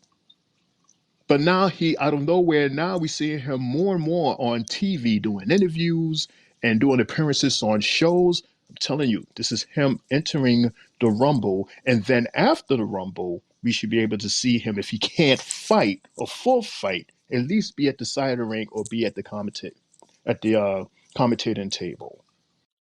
Okay, so Shane, this is a question off the top of my head, off of what you just said. Um, do you see him at the side of Kofi Kingston in his Intercontinental Championship match next Monday on Raw? Absolutely, because it's going to be all of New Day versus all of Imperium. They're all going to be there at that ring. It's not going to be just one on one. I mean, there may be one on one in that ring, but they're going to be out there outside the ring to cheer them on. Absolutely. So basically, you're saying that you're taking what we thought last week was it was going to be all of New Day and all of Imperium at Royal Rumble and moving it to next Monday where it'll be all of New Day and all of Imperium for the match, one-on-one match between Kofi and Gunther. So do you think that it'll still lead to a situation between us having New Day versus Imperium at WrestleMania? Shane? Wow, taking this feud all the way to Mania. What do you mean, like for a 3-on-3? Yeah, absolutely. You think that can sell tickets? Sure, I would totally be down for that. Now, in terms of Gunther, I don't know what position he's going to be in. But yeah, absolutely, I can see that. Tristan or Jed, you guys want to comment on it? Wait, can you repeat the question? I was putting my son down. Well, I was basically saying, I was just capitalizing on what Shane was saying and how he felt that Big E will be in the corner of Kofi Kingston next Monday. And I was saying that originally we felt that it was going to be New Day versus Imperium during the Royal Rumble. But he's now saying that it'll be New Day in the corner of Kofi Kingston, including Big E next Monday versus Gunther and Imperium. So do you feel the same way? And then I also said, do you think it'll lead to a match at WrestleMania? I do believe it will be like that next week. And uh, I mean, you could only say Mania because New Day really sells a lot. That was the company's favorite for years, and they sold a lot of merchandise, bootios. They had everything, but I don't feel like that is or that should be a WrestleMania match, especially with the status of Gunther getting up there to the main big boy stage. So I feel like that's nothing more than an elimination chamber match. I'm sorry. Can I jump in quick fast? By I want to retract my answer to that because I want to answer that. I want to answer that question after Rumble. After Rumble, when we see Big E's performance, is he going to have like a long stamina, or is he going to have a short stamina like Carlito moving forward? I need to know what his physical status is in terms of his in-ring action before I could give you that answer. So I want to retract that answer, and I'll give you that answer after Rumble if he's in Rumble, and if we see him on Raw. So I'll see you next Monday for an answer to that question, Des. Fair enough. That's fair. That's fair. LeJean, what do you think? I would love for you to send a voicemail, a voice message on that, because you brought up Big E about 30 minutes ago or whatever like that. Jay, what's your thoughts on that? Well, my thoughts on that, I don't see it happening. I'm gonna disagree with everybody just because of the fact is, you know, I don't see a big pop for Big E at the Rumble. I really think this injury is long term. I wouldn't risk it. And if I'm gonna bring Big E out, it will be in a supportive role, but not on Monday Night Raw as well. I think that they saved Big E for the grand stage of them all, for to be there for his brothers at Mania, and then make his big announcement, and that he, as he always does, because it's New Day ain't New Day without him. So just even hearing "ah," that's it. That's all you gotta hear. It's just the beginning of his words, and that's it. Boom, the crowd wins. You win. They win. I feel he's going to be in that type of capacity for the rest of his career. I do not see him wrestling anymore. I'm going to be that honest with it. And with that, I say, damn you, Ridge, damn you. Um, I'm gonna go with the voice note that we got. I'm gonna play it right now. I don't see Big E or anybody.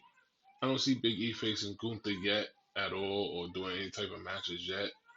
I don't even see him at the Royal Rumble yet because I haven't heard no rumors yet. What I see first right now is Brock Lesnar going against Gunther at Mania, and then maybe after Mania they could push what's going on between the New Day and Imperium, and maybe we could get something with Imperium and New Day when Big E comes back after Mania. But as far as Mania with Big E fighting, I don't see it right now. So you're saying that you see Brock Lesnar, after everything that we've seen with him between Roman Reigns the last few years, you see him going after Gunther for the Intercontinental Championship, which I don't think Brock has ever held before. So that would be very interesting to see. Um, not to diminish the title, but that'll be a huge step down for Brock. Um, but again, maybe it'll sell tickets. I don't know. Um, Shane, Tristan, go ahead. I see you. You're I going. Go ahead, okay, Tristan. because you might say, oh, it might be a huge step down for him. The title wise, yeah, but superstar wise, everybody would love to see that. Brock Lesnar versus Gunther. We feel like Gunther is on that stage of, guys that can outperform Brock Lesnar right now. And that'll really sell tickets. Like how everybody got hyped when Bobby Lashley was in the ring and Brock Lesnar came out, and it's like, oh, we got two gargantuan males in the ring about to go at it. Like, it's just stuff like that you would like to see. Like, they tried it last year with Brock Lesnar and Omos, which I really think wasn't all that good. But Gunther is one of the most prestigious men on that roster that could put up a classic with Brock Lesnar right now. And it do make sense. I get it. I get it. Um, on that one, these are hot takes. By the way, we're in the hot take segment. Shane, I'll go with you after that. Go ahead and give your response to that. Jay, you can go ahead and end it out. I got more. I got more voicemails to go to, but we're gonna go with Jay. We're gonna go with three belts guys. We're gonna go with Shane and Triple J after that, and then I'll play the voicemails. Go ahead, guys. Yeah, yeah. What is it that what are you asking? You said this is hot takes, hot takes. What do you mean? It wasn't anything that I asked. It was basically Lejean. I am. He basically said that he sees um, Brock Lesnar returning and going after Gunther, at WrestleMania, and that was I never put my mind to that, because in my head we haven't seen Brock Lesnar in God knows how long, but like Tristan said, that would be a match that people would want to see. It's like those are two big guys. We know the history of Brock Lesnar. We know what um, Gunther's been doing. So, what do you think? Dude, you've never seen it online how that was like a wish. That's a wish match for No, Brock versus Gunther. Yes, absolutely. There's no, people I, that made no, illustrations and everything on it. never seen that. No, personally, I have never seen that. I apologize, but I have never seen that at all. I never Yes, thought of that it. would be, In yes, case, totally. That would be like a monster match right there. Like but two big brawler guys. that's the thing, though. I've never thought of it, and it was never brought to the table here. So, why would I think of it? So, go ahead, Well, Shane. it was never discussed in terms of, you know, we've never brought up the conversation of them two being in the match, but it has been considered like a fantasy match. Like people actually want to see them two at Mania. There's a couple of people that has like these predictions in terms of the matches that they would like to see at Mania, and that's definitely one of them. Now, in terms of the Intercontinental Champion, Brock doesn't give a damn about the title. He just wants to whoop the guy's ass. He just wants to prove that he can beat this guy, and he's another opponent on his belt that he beat because he has beaten basically almost everybody else in the locker room. He would be like Brock's biggest challenge. I would totally love to see that in any pay per view, and that is totally Mania status match right there. Absolutely. That's a great thought to think about seeing those two. And to me, if that happens, I feel that's a sort of passing of the torch as far as one guy with brutal strength to another guy with brutal strength. Like I'm gonna put you over to the point where now I want you to be that guy that continues what I was doing. So I definitely can see that. A lot of suplexes, a lot of slaps to the chest, clotheslines. It'll be a match where it's just like two freight trains going at each other head on, and it's who moves out the way first and gets caught, because it's going to be one of those matches that delivers. You know, I feel if we should get it, we should get it now before Brock decides to hang it up fully. And I feel what match should he have to go out against, and it's probably against Gunther. That's my thoughts on that. Well, copy that. I'm gonna play the voice notes that we got. I got three of them. I'm gonna start with the first one. I mean, I seen Brock Lesnar going after Gunther for the streak. Gunther has never been defeated since being called to the main roster. So Brock Lesnar is the streak killer. He beat Taker streak. Why not Go try ahead. to beat Gunther at WrestleMania and try to take the title? It sounds like a Uh, good match for me, in my opinion. yeah. Let's not get me started about streaks and being broken and all that with Brock Lesnar. We're gonna go with his second voicemail. 'Cause- Shut up, Shane. And Brock Lesnar doesn't need the title. He doesn't. He's not going to win that match. It's all about the stars in that match. Brock Lesnar and Gunther. The streak versus the Intercontinental Champion that's been streaking, that hasn't been defeated since being called to the main roster. Brock is gonna obviously let Gunther put him over, but that would be an awesome match in my opinion. And then the last voice message. Even Gunther said that he feels like his next opponent should be Brock Lesnar to prove himself. There's a video on YouTube of him saying that. All right. So with these voice messages, before we move on, I'm gonna go with Shane, Tristan, and we're gonna end it out with Triple J. What are y'all reactions to what you just heard from our listener? so we're thinking. So we're thinking Gunther versus Brock. We're talking about a fresh, well rested, ready Gunther to go after an aging, being very close to retiring Brock. This is not the But same. This is not Shane, peak Brock. Shane, but Shane, he's fresh himself. We haven't seen Brock since what, the last match he had with Cody. So it's been a long time as well. He's not. It's not like he just fought. It's a fresh Brock too. I just said that Brock, he's getting older. He's older. Yes, Brock is older than Gunther. Dez. Yes, he is, but he's also well rested. He hasn't faced anyone in months. It's fresh. You know what? I think Gunther's agility is going to overpower Brock, and I think Gunther is going to win. He is going to use his agility, and he's going to think smart. That's another thing about Gunther, which is why he's the champion. He's a very smart thinker. Brock, he's all about power. He's all about I'm going after you right now. Like he's just like rushing, rushing, rushing. But Gunther, he takes his time.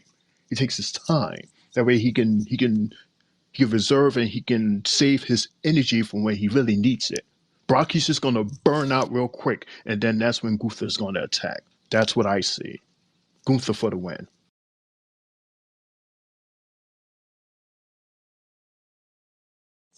Period.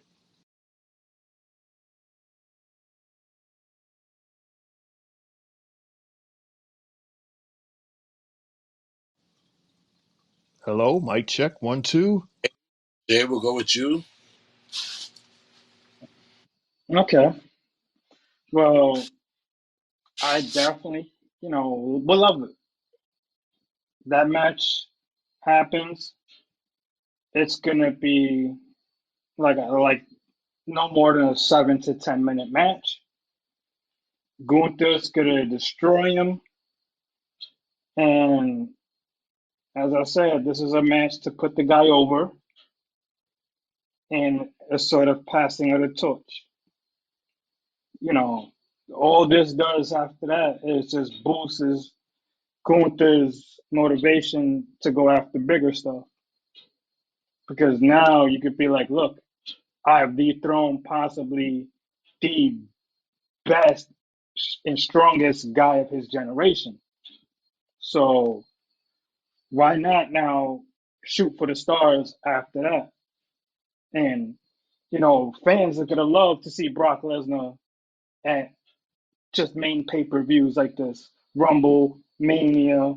You know, give me 2 matches a year, enthuse me for a month or so, and then go home. Stay, because we're already used to that type of a person with Brock when Brock was champion. Brock only fought here and there. So if you can still do that for us and amaze us and entertain us, why not do it with a guy like Gunther? The end.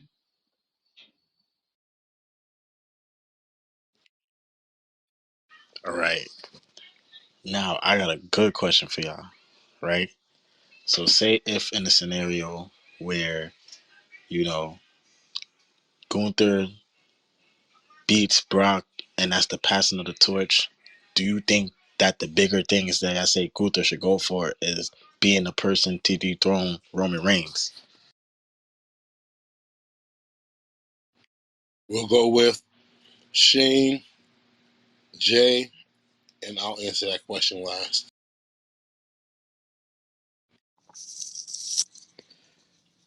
You know, that's a hmm. You yeah. You know what?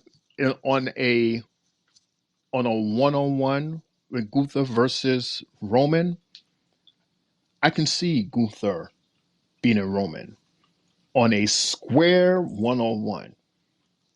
But this is Triple H. This is a Triple H universe. This is Triple H we're talking about here.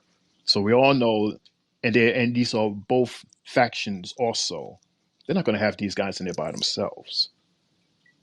But if you're saying one on one, I would say Gunther beating Roman. Just in general, even without a title, one on one, Gunther.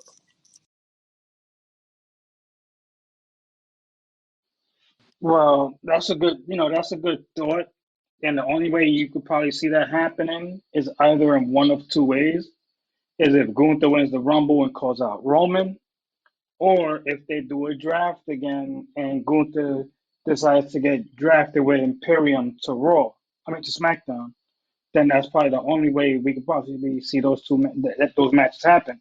If you look at it, I definitely would like to see Gunther against them, you know, because then it'll bring me back to the old school flavor way of where we had the Intercontinental Champion facing the champion of all champions.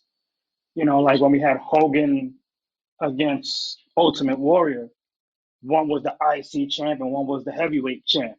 So, that's definitely a dream match you could toss up out there as to where Gunther still holds this title for a longer time and goes for the big bait and, has it like that. Because he is an old school type of a fighter to me. I'll pass it along now to you, Mundo. Yeah, interesting. Again, I've been championing for Gunther to eventually go for one of the top belts. I mean, but he already made it clear tonight that he wants to go for the World Heavyweight Championship. And so, regardless of Brock Lesnar, regardless of anything else, we already know what his intentions are. So, I'm going to leave it like that. He wants to go for the World Heavyweight Championship. He's fine on Raw, and that's how I'm going to leave it. I know I got more voice messages from our contributor, but I'm going to move on because we didn't finish Raw. So we're going to go ahead and move on. So after that whole situation with Bronson Reed, and Jey Uso, we had a match with Chad Gable and Ivar. So I just want to get y'all reactions to that match. We'll go with Tristan first, we'll go with Shane after, and we'll end it with Triple J. But my question for that match was, should Ivar, after all the singles matches that he had since his partner went out, should he be the one to face Gunther for the Intercontinental Championship? So let's hear it. What you guys got to say? I mean, you could make a case for that.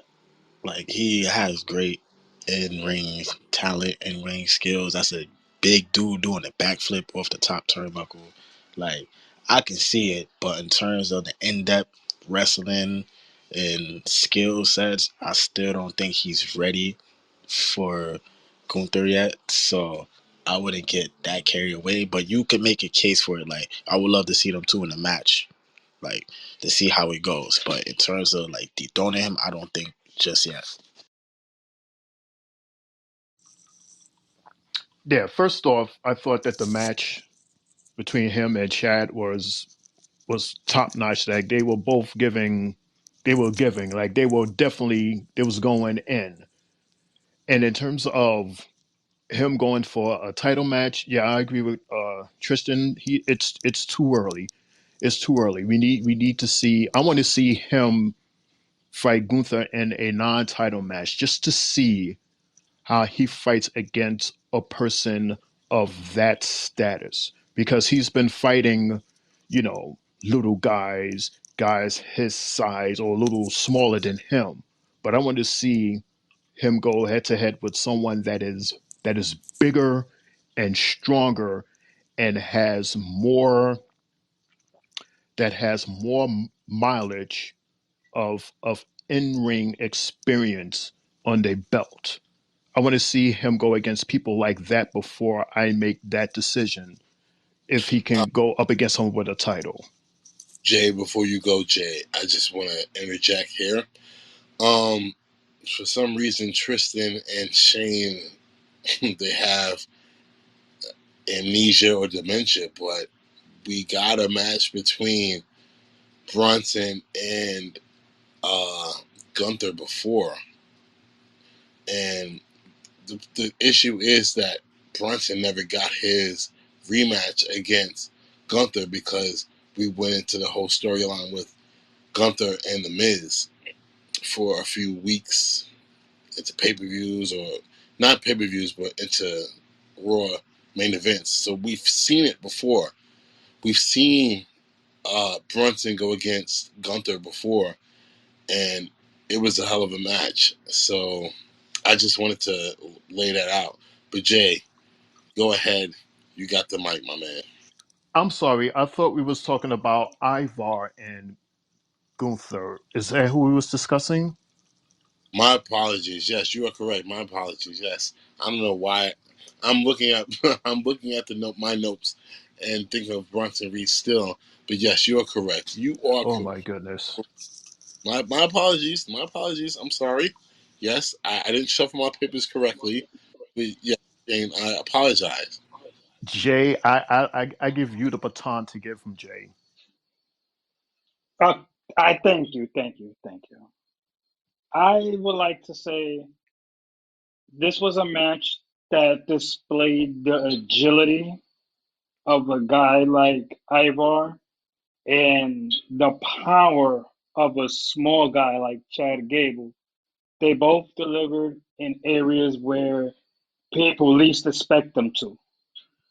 I could say that.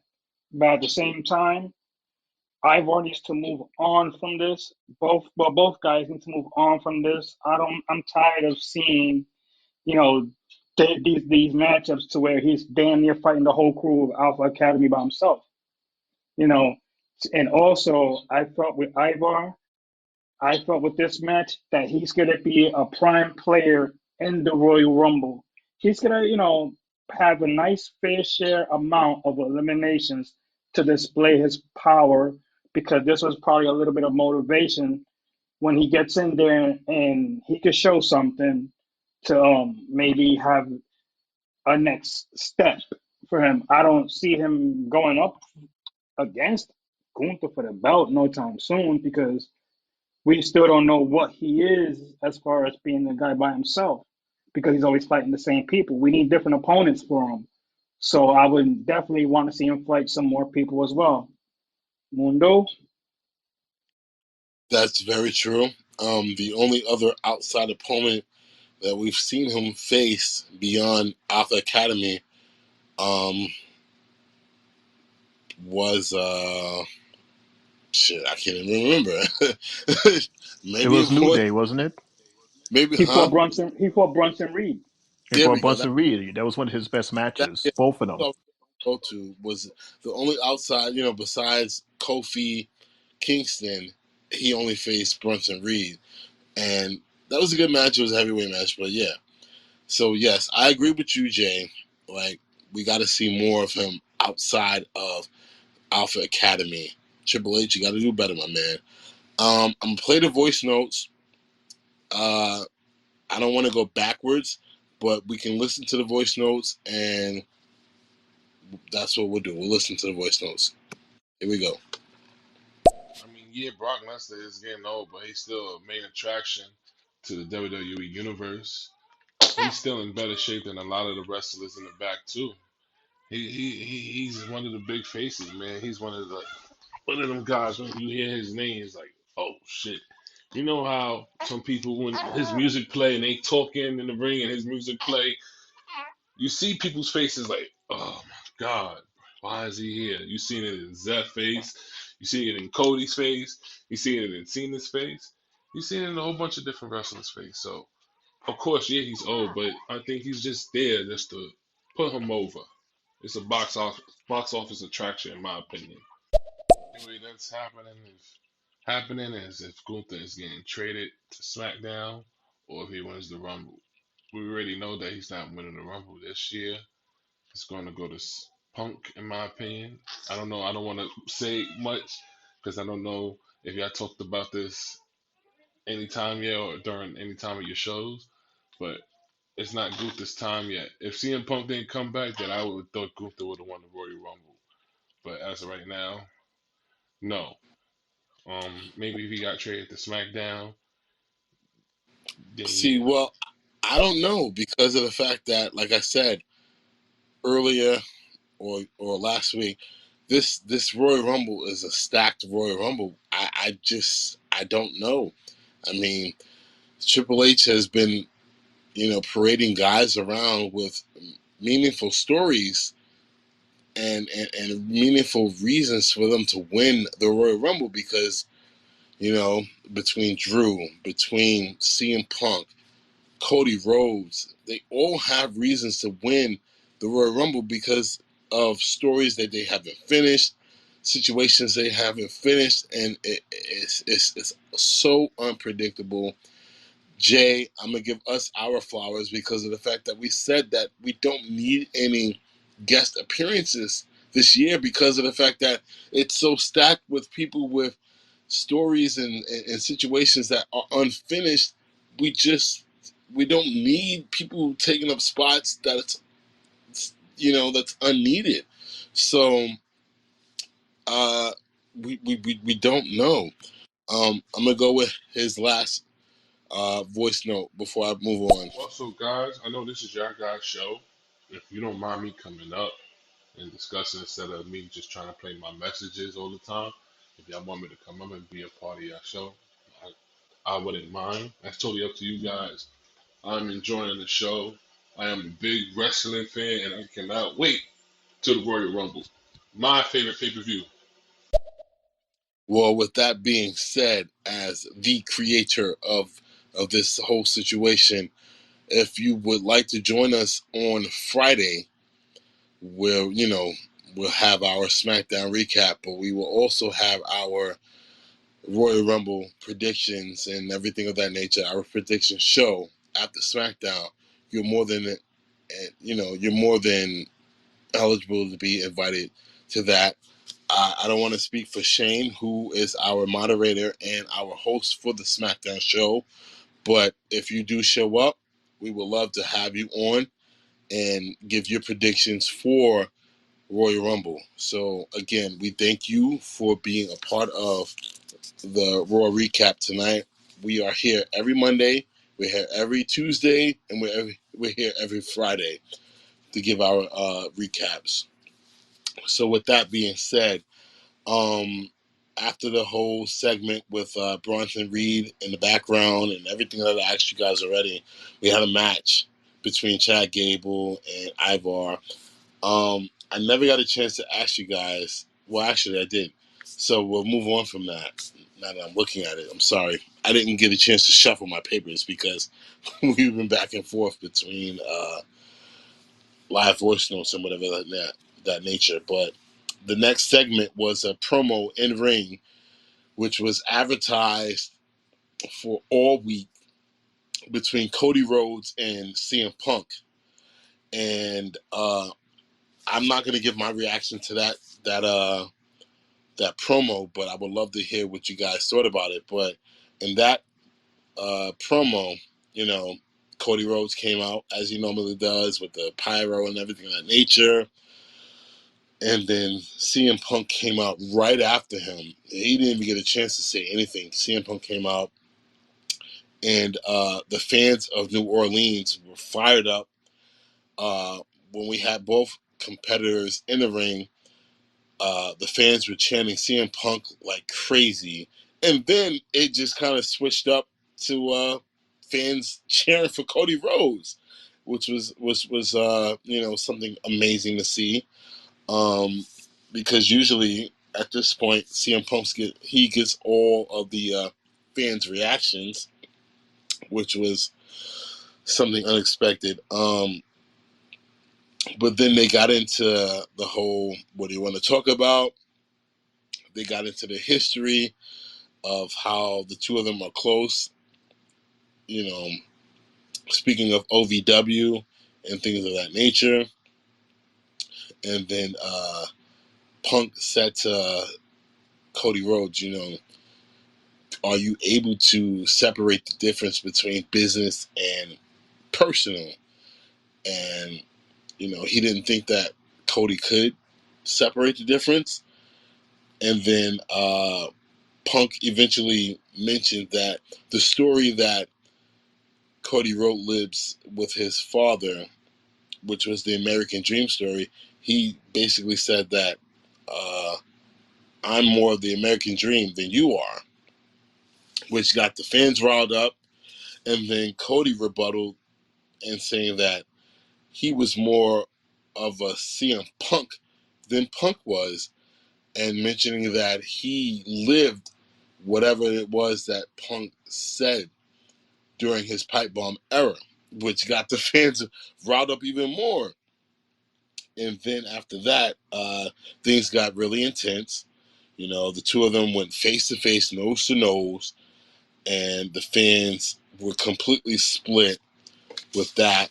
And they were just chanting CM Punk and Cody Rhodes at the same time.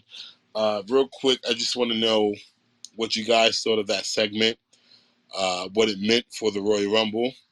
I'm going to go with Shane, Tristan, and then we'll end it out with Triple J. Go ahead, Shane.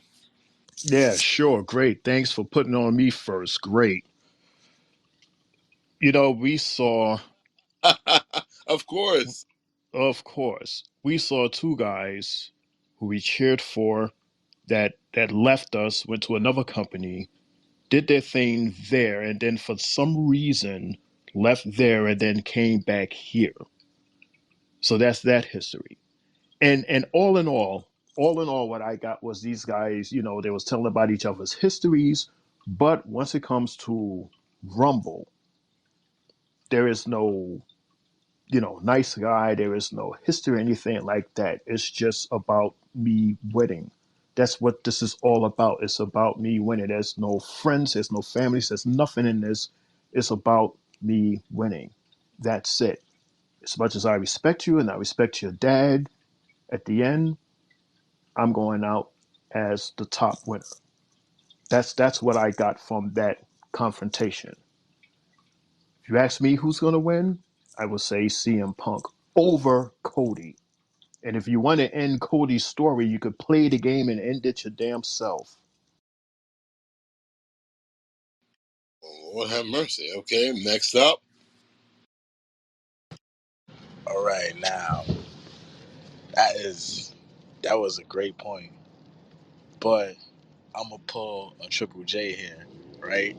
You know how we all thinking CM Punk, Cody Rhodes, but it could be that dark horse. It could be a Gunther that wins, you know, to complete the story of facing Seth Rollins. And between Punk and Cody, that can just cause a match between the two at WrestleMania, like a non-title match to, you know, we know that they'll put on a show, especially that they was acknowledging their past stories and throwing some shots in there to make the Royal Rumble match a little bit more heated, a little bit more personal.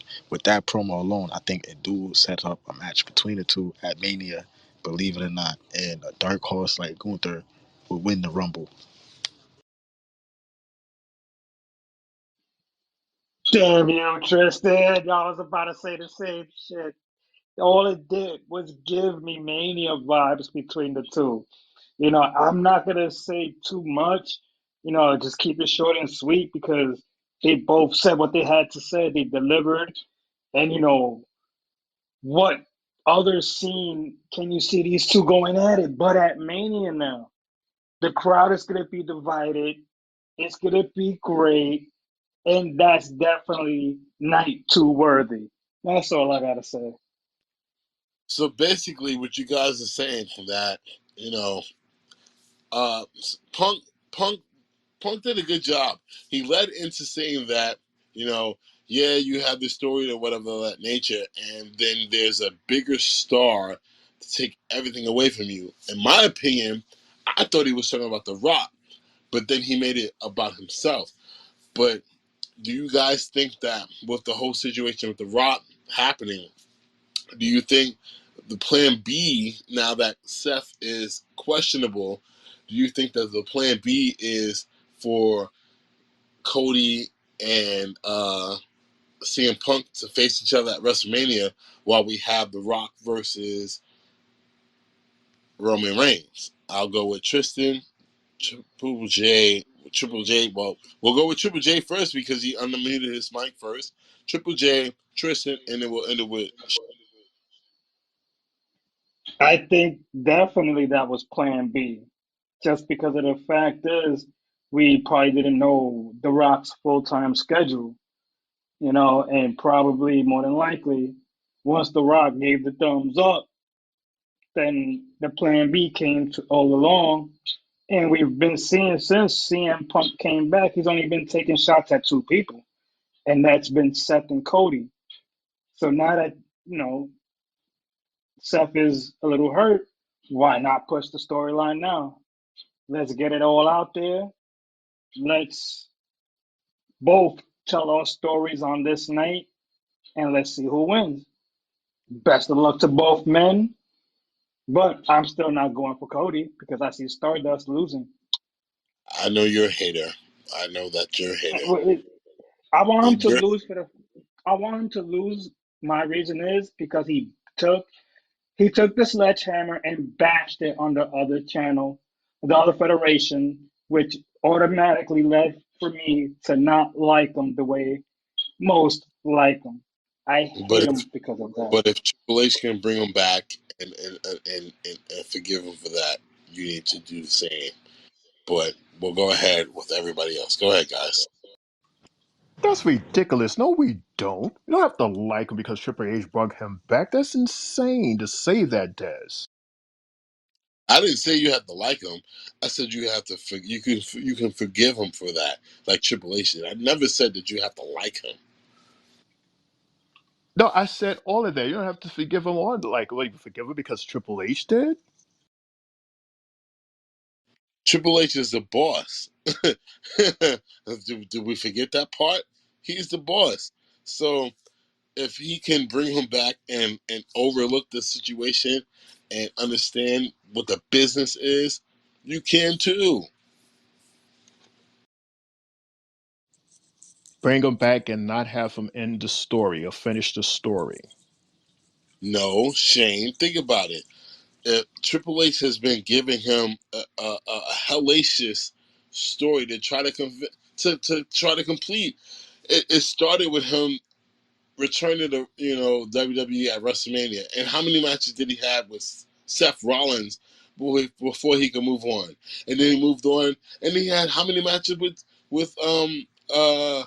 Brock Lesnar? Like, it hasn't been an easy road for Seth Rollins.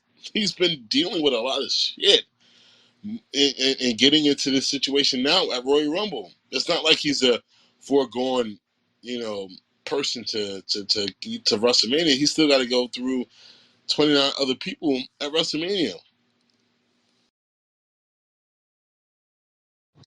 All right. Now my question is, y'all saying like Cody versus CM Punk could as the plan B with The Rock versus Roman Reigns, right?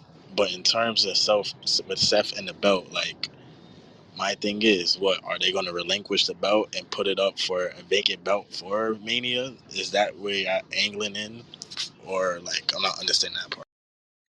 Well, me personally, I asked this on Friday. I jumped ahead on Friday.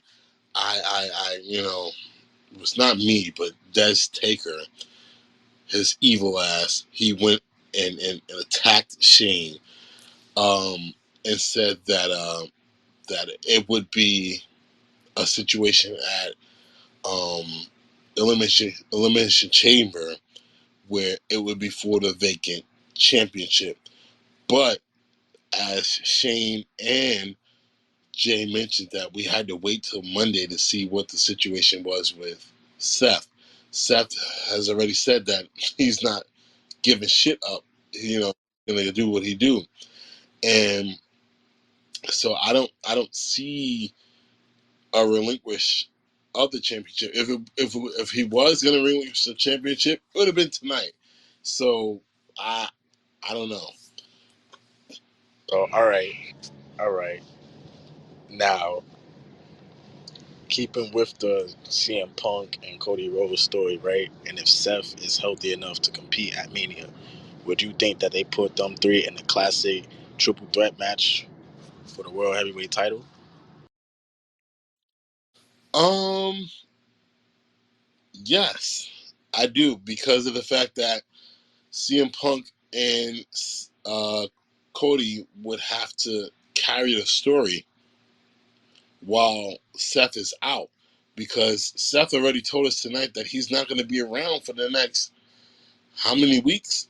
So I believe that, and it's something that is weird enough. It's something that Jay's been kind of harping on, that there would be a SmackDown winner for the Royal Rumble, and I don't know who that would be. Maybe Bobby, but you know, I agree with you. It can be something of a triple threat match for the World Heavyweight Championship between Seth Rollins, CM Punk, and Cody Rhodes. Um, would that complete the story of Cody? I don't know, but yeah, that's my take. With me, I don't know. I can't make an answer until after the outcome of the Rumble because that's the only way I figure that question of, as far as them three being in the Mania match together. That's that's my thoughts on it. I can't really explain how or why, but I don't really, you know, Jay, Jay, what. because Jay, I'll say this, because of the fact that prior to the whole injury situation, we never expected this. Before he got hurt, you were a main factor saying that Elimination Chamber would be a Raw event. It would be Raw people fighting each other to face Seth at WrestleMania. So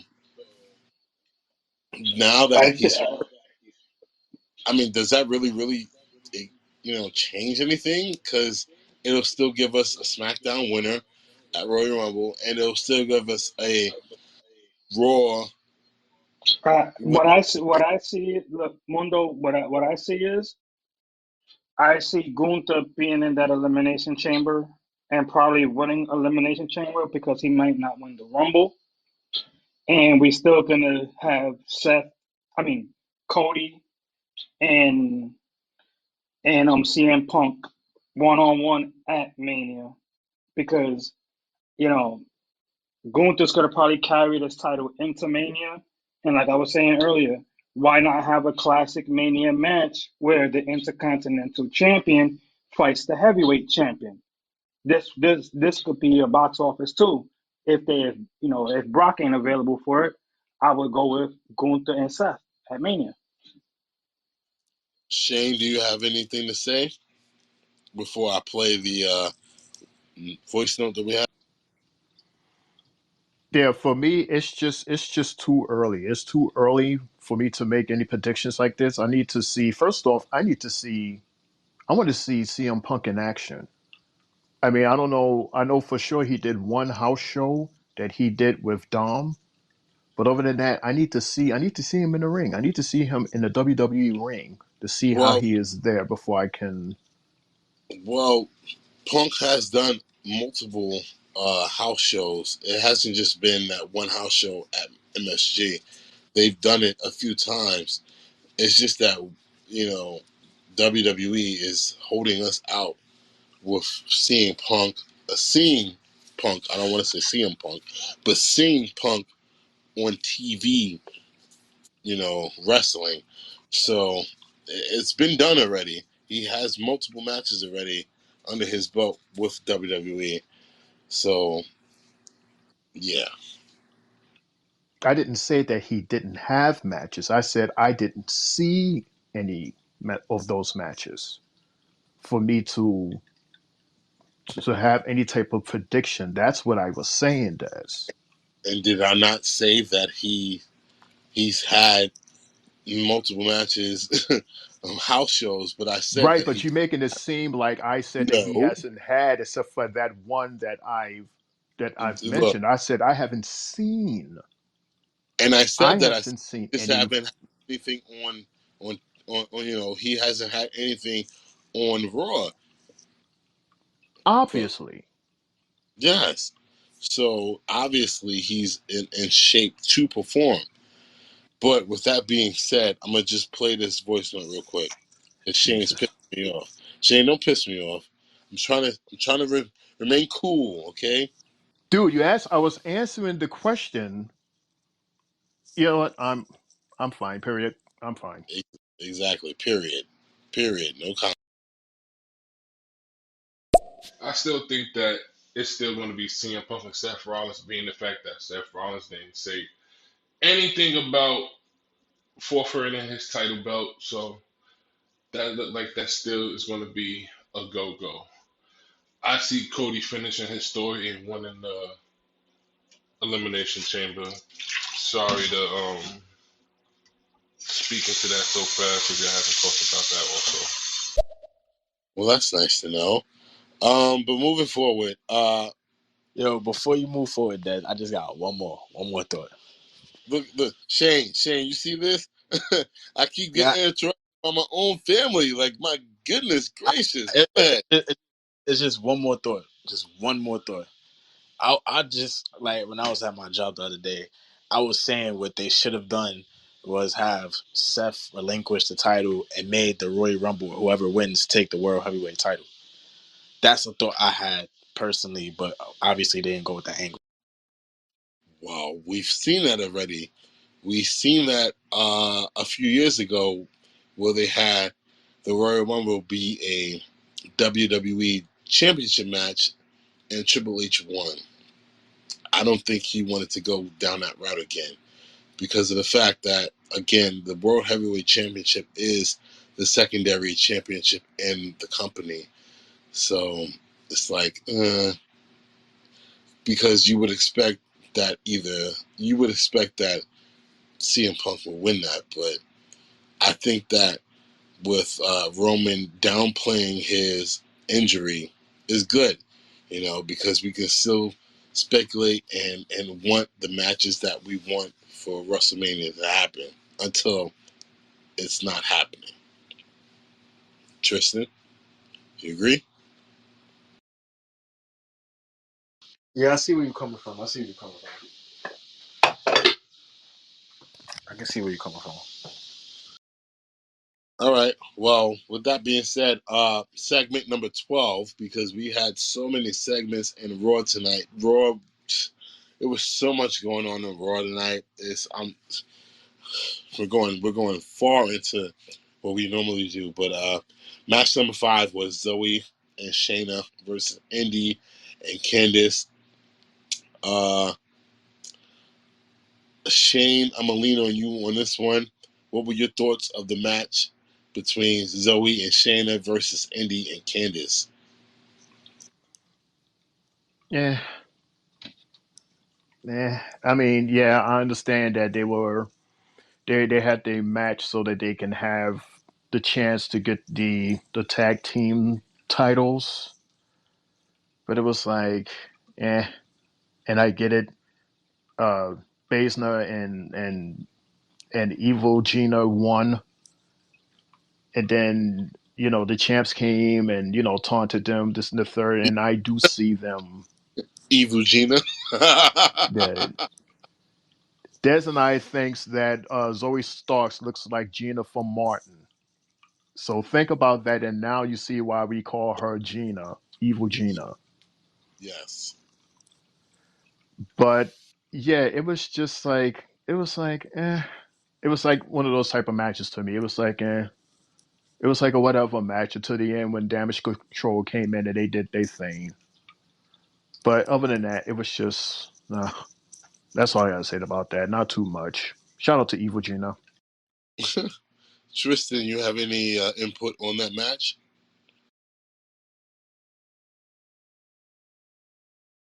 I'm not gonna lie. During that match, I was feeding Khalil, so I wasn't too much and paying attention to it.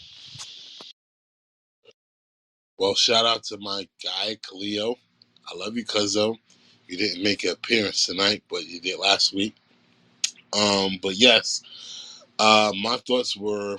Triple H is keeping the women's tag division busy, and he's also keeping the champs on their feet, on their their toes, basically, because champs were ringside at that match, and so was Damage Control, who are a part of SmackDown. But you know, like Shane said, they took the championships from the referee, and then they beat down the champions, and then eventually they gave the champions their titles, and now we have a championship match next week between those two teams, Indy and Candice, and versus the Kabuki Warriors.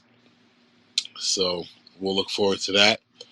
That led to a backstage promo with Drew McIntyre, who was basically um, replying to the backstage interview with Damian Priest, and basically Drew was defending his run as WWE champion during the lockdown when no one was around and when a lot of WWE participants weren't around and not, you know, competing. But he did say that in his run, he beat Goldberg, he beat Brock Lesnar, he beat all these other guys. So, he felt confident in himself, and it is what it is with that. Then, after we came back from commercial, we had another promo that was backstage, um, and it was with Damage Control because they popped up on Raw and basically said why they were there. Bayley said that she was there to promote the Royal Rumble, and Oscar and I can never remember this other chick's name. Triple J, help me as you always do. What's this other girl's name? What in Damage Control? The other Kabuki warrior. I can never remember her name. It's Kyrie Sane. Right. So yes, Bayley basically said that they were there to promote the women's Royal Rumble with Bayley and the women's tag team with Oscar and I don't forgot her name again. That I feel bad, but it is what it is. But then within um that same promo, we had Natty and her partner pop up saying that they don't feel good about Damage Control infiltrating Raw, and then Adam Pearce showed up and was like, "Look, chill out," and he told Natty and her partner to step off because he wanted to talk to Damage Control, and he was like, "Look, I only invited y'all here to promote the Women's Royal Rumble and the tag team match that's happening on Friday," and then after he was done talking to them, he started walking away, and then he got cornered by Indus Shear, which is Jinder Mahal and Shane's two favorite wrestlers, and that ended with them having a conversation with Adam Pearce in his locker room, just to see what the future holds for Jinder Mahal, who is the person that went toe to toe with The Rock and the person that injured Seth Rollins. So we can move on for that. And then we went into our Shane. You got something to say? Yeah, I never said that they were my favorite. I said Yeah, that they are my beard brothers. I didn't say they were my favorite. I called them my beard brothers. That's what I said. those are your favorites. It's okay. You know, it's okay. And Natty is yours. Not at all. I thought that we were going to go with the whole Raw without seeing her, but we did see her, and I threw up during that during that situation backstage. But Put moving some forward, respect on her name. Put some respect on Natty's name. She's royalty, bro. Okay, sure, royalty, whatever. And we went into our final segment, segment 15, which is match number 6, which was Drew McIntyre versus Damian Priest. I'm not going to get into the match itself. I would love to hear your reactions to the match. But one thing that stood out to me was the broken arrow that Damian did against Drew McIntyre, but the damn announce table didn't break. So going with Shane, Tristan, and ending with Triple J. What did you guys think of the main event of Raw? Go ahead. The main event featuring R-Truth. R-Truth, with all of this money, R-Truth wanting some password, and R-Truth once again doing his thing and causing this guy to lose the match. I'm telling you, R-Truth is up to something. I don't know what it is, but he is up to something. All of this stuff that he is doing is a distraction. And he's coming off like this funny guy. You know, some people want to call him a buffoon or a clown or what have you. You could call him all of this stuff. But I'm telling you, he is up to something. And I don't know if it's going to happen on an episode of Raw or is it going to happen on a pay per view where his plan is going to go into full fruition and we're going to see why he's been doing all of this since day one. But I'm telling you, he is up to something.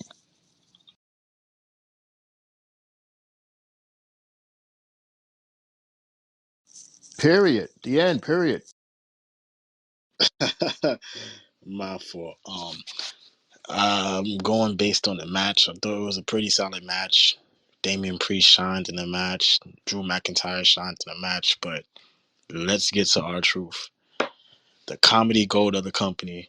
And like Shane said, he's up to something. It's something along the weeks you're going to see, most likely after the pay per view or sometime along the line. R-Truth is either going to help Damian or completely cost him.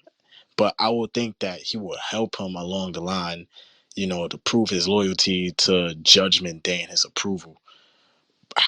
Go about that, I'm not sure. We have to wait and see. It's too early to tell. But each week, we can see him out here building like something to happen that we could question for right now.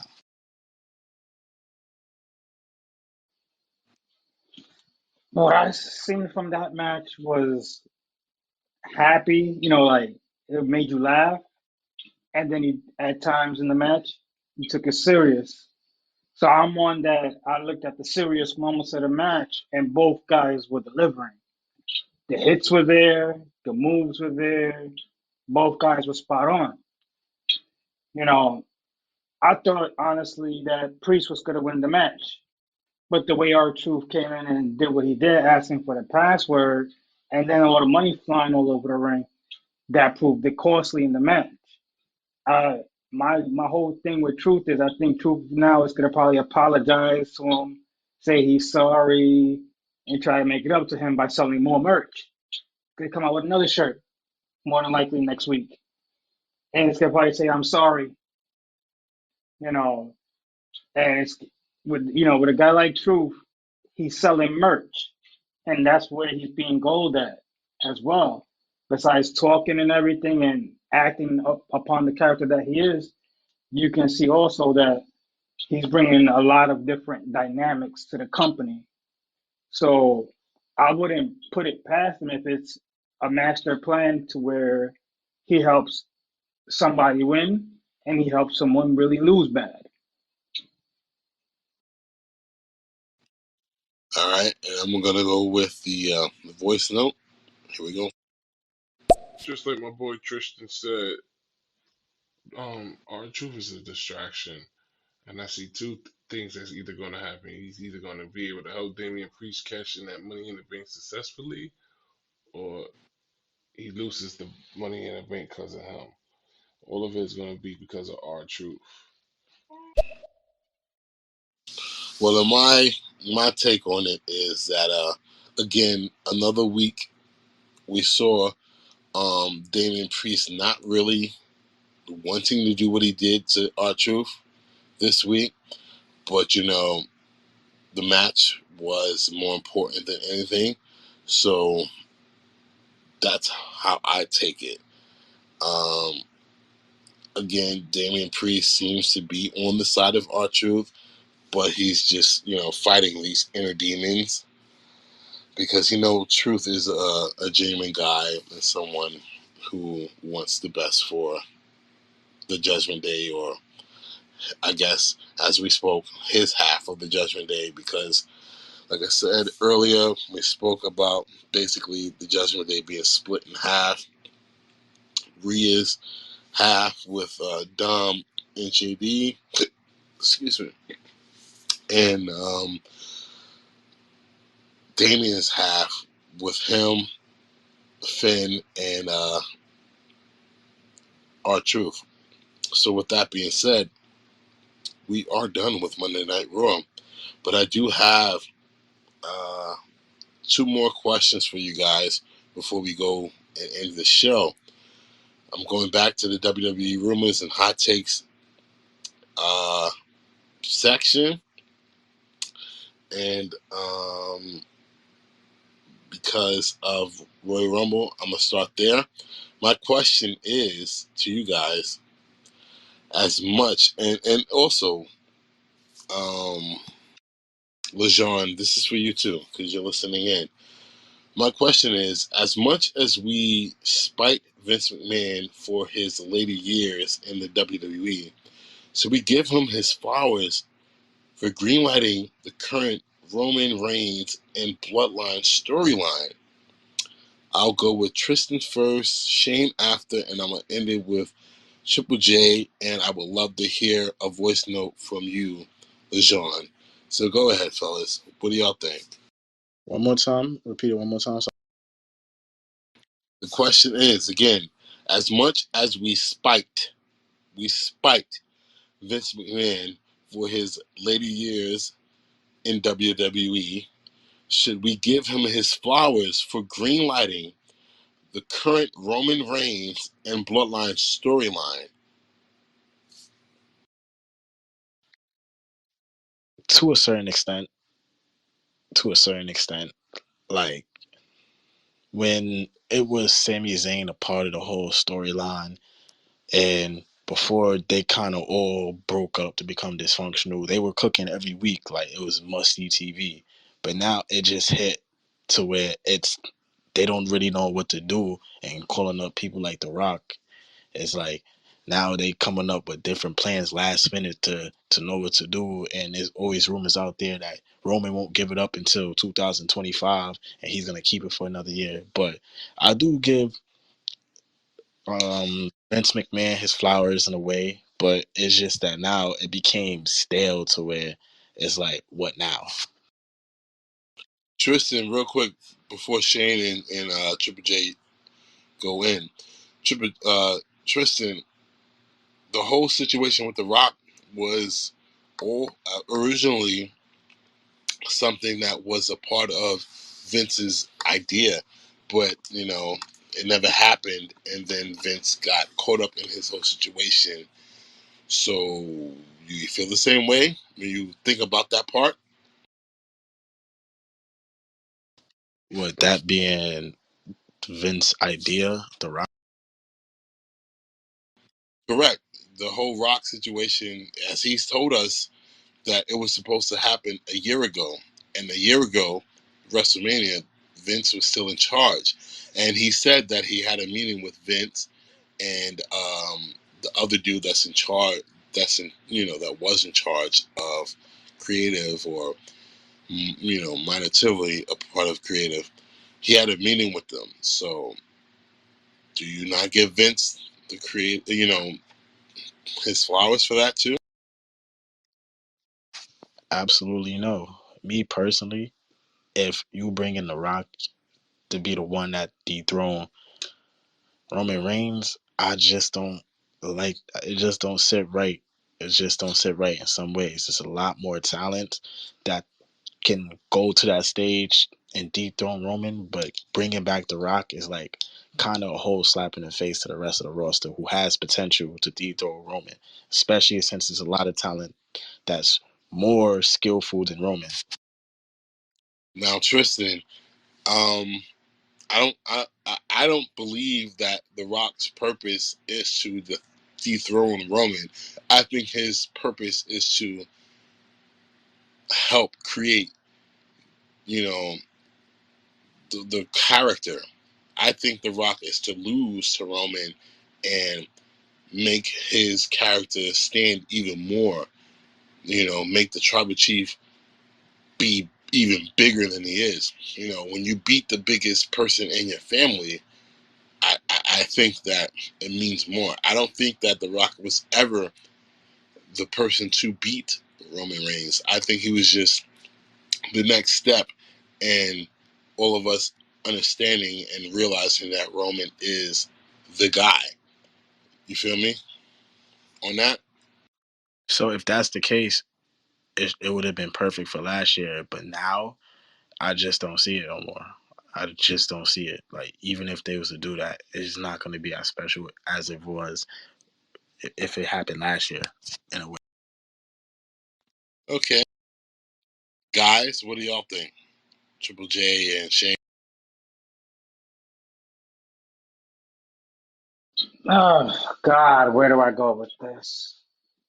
My thoughts on it is I don't really know if I want to give Vince the flowers because I feel that he was given those flowers maybe years ago, and this was probably Triple H's best plan that he came up with, and he probably presented it to head of creative at the moment, at that time. And Vince just said, okay, this is something that's sort of in my time, and we're going to put it into your time, and let's give it a go. This was probably Vince's swan song going out as far as okaying what he can okay when he had power of the company or whatnot. So, to me, Vince was already granted everything. The flowers were there years ago, planted. You know, I'm not one who sits back and advocates for the man being what he is, but he's the generator of everything, and he's the money man as per se. But other than that, um, all I gotta say is, you know, Triple H got his hands full with the rest of the storyline if he wants to continue it. And but what Tristan said, there's plenty of other people that we would like to see fight against Roman in that locker room to try to dethrone him. And why not keep the streak going? You know? But So Jay, that's all I gotta say. what I'm saying is that I sent this to you guys the other night. This started in 2020. This was before any uh, sale of the company. So you don't think that Vince, being the head of creative at that time, he okayed this storyline with Roman Reigns moving forward? Like I said, I didn't give him the flowers of creating it. I said, do we give him flowers for greenlighting it? I don't really think there should be flowers given. I should maybe a thank you. You don't give him no flowers. It's just a thank you. That's all I can say. But in the situation that Roman was in at the time, they tried everything they could to push him as the guy, but it wasn't working.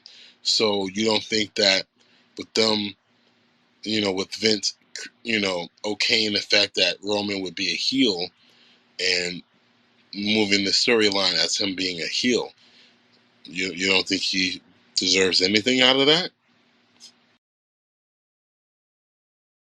He's been with the company for God knows how long. We could give him his flowers for a lot of different things within the company.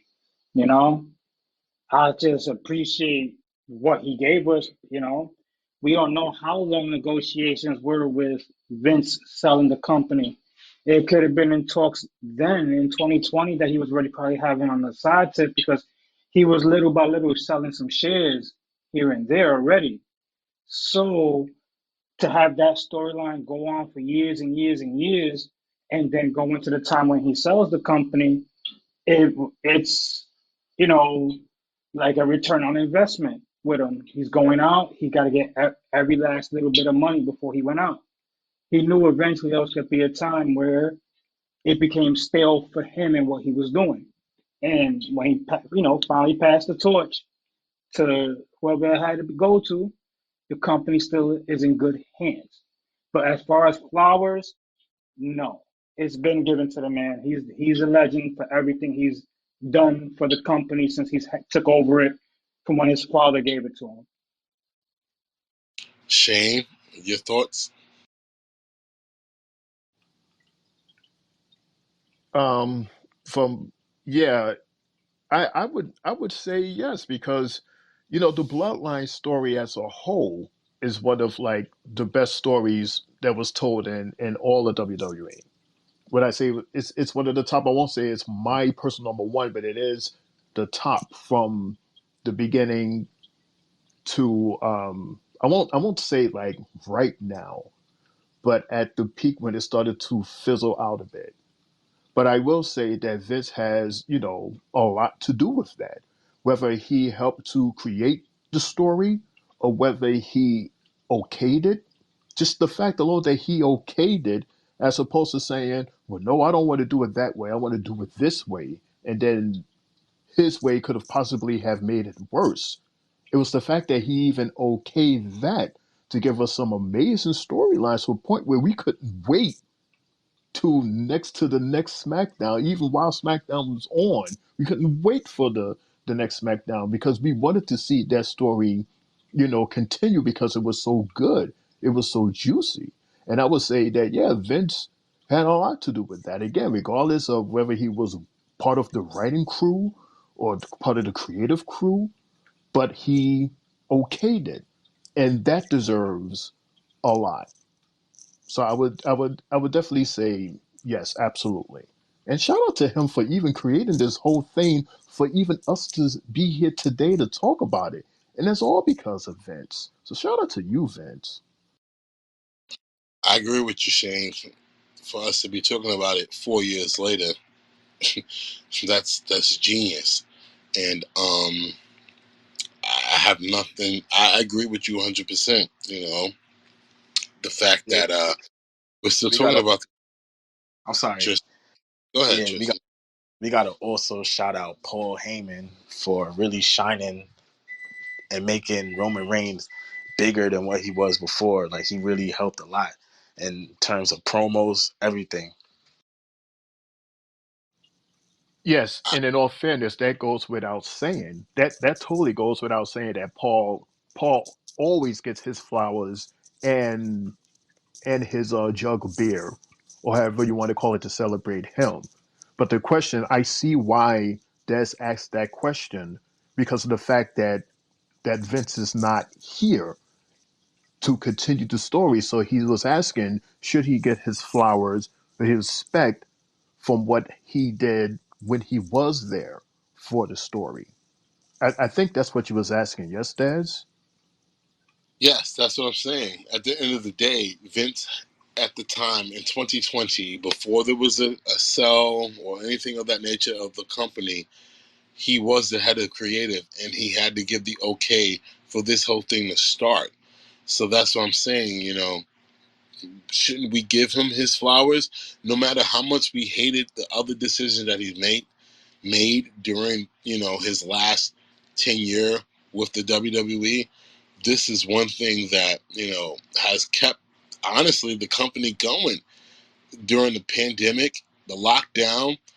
It's been something that everybody has enjoyed, and we all as fans, you know, pay per view after pay per view, we've been wanting, Roman to lose and stuff like that. It's just kept us invested in it. I'm gonna go ahead and play the voicemails that I have, and then I'll ask my last question before we end the night.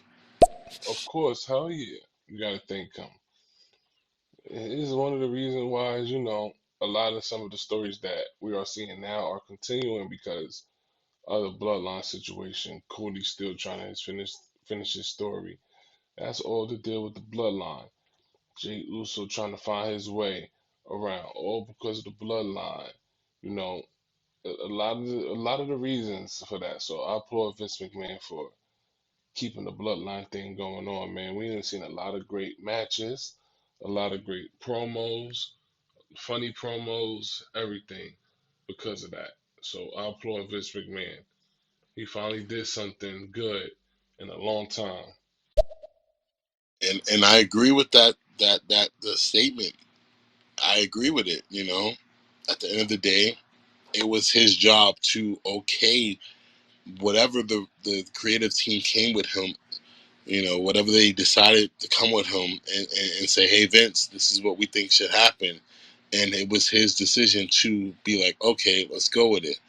And we can't give all of the creative direction and props to Triple H because it's something that was dropped on his lap, and he continued on. But at the end of the day, it started with Vince. It did. He was still in 2020. He was still in control. You know, I can't lie about that. I'm gonna go back one more voice note. Yo, I dead forgot about Paul Heyman, Tristan. Paul Heyman is one of the greatest managers of all time, man. Got Roman Reigns looking like Superman with steroids, man. Yeah, so shout out to Paul Heyman. And I agree with that as well. Paul Heyman, who's one of the greatest minds of the wrestling industry, you know, he once he backs the guy and he puts his input in, WWE goes with it 100%, and it never fails. Between CM Punk, between Brock Lesnar, between Roman Reigns, it doesn't fail. So I agree with that. He also deserves his flowers. Guys, what do y'all think? Shane, Tristan, and then with Triple J.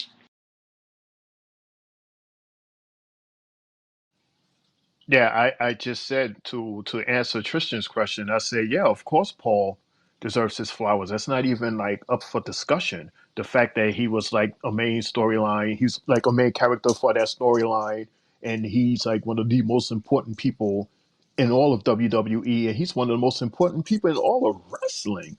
Are you kidding me? Like he's the man. Like, yeah, he's the best manager, he's the best bookie, and he's the guy that's behind, EAW. Am I saying that right? It's been so long since I used those initials, but yeah, he's the freaking man. Are you kidding? Please, all drinks on me. You don't have to pay for nothing. I got you, Paul. Shane, ECW. ECW. Thank you, Jay. Anytime. But I do have something to say.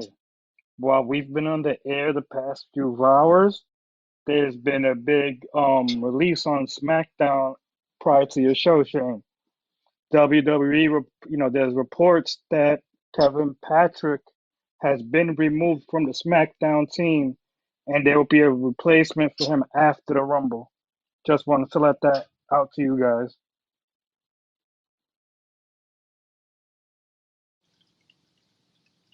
We should have known that. We should have known that was going to happen.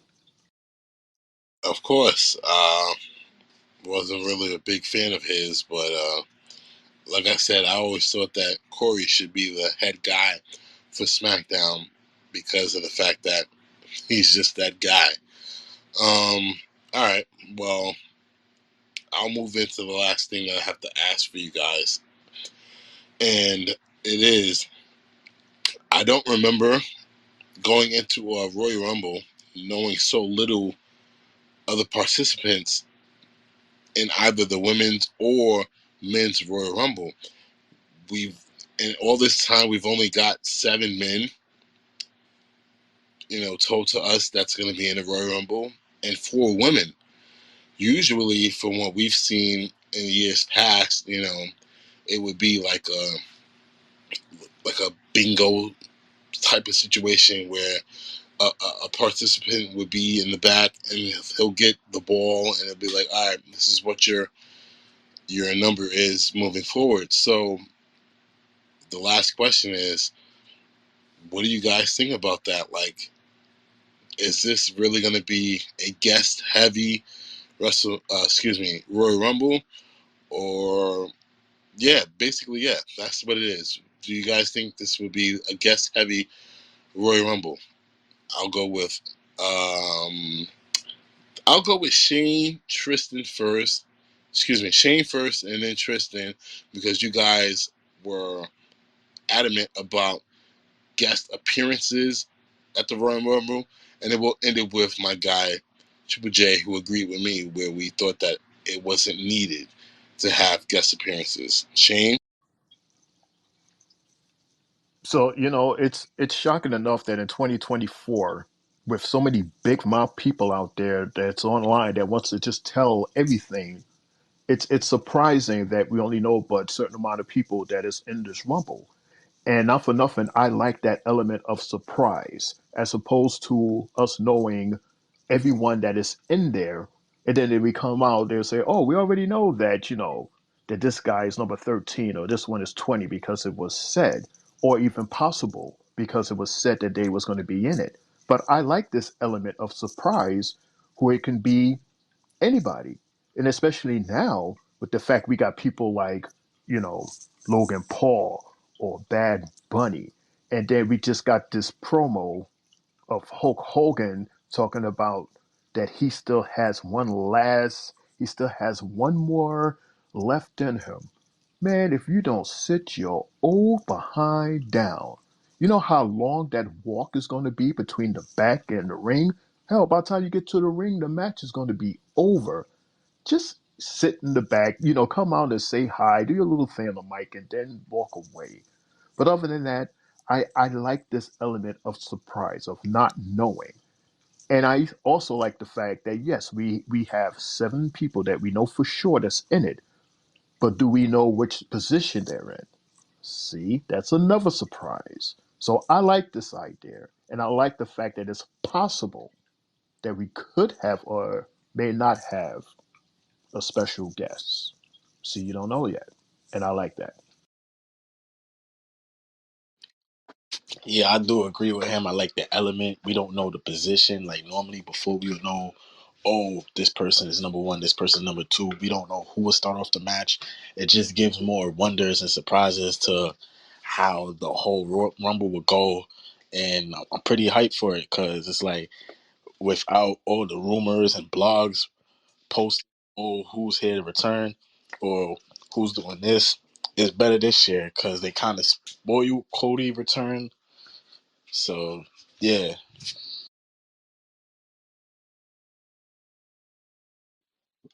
With me, the way that I'm seeing all of this is the fact that we've only known that there's 7 guys.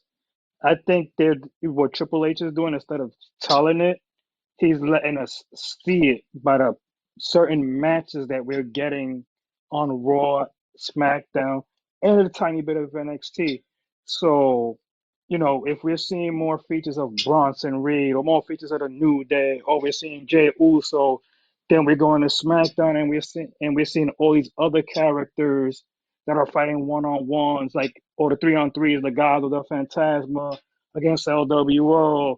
What we're seeing is the Rumble maturing itself amongst the wrestlers' beefs that's happening, like Bobby and friends against the AOP, and that Judgment group with them, whatever Final Testament group with them. That's what I'm seeing how Triple H is creating the Rumble in his eyes by having everybody that's beefing within the Rumble itself. So why tell it when we're seeing stories? That's my take.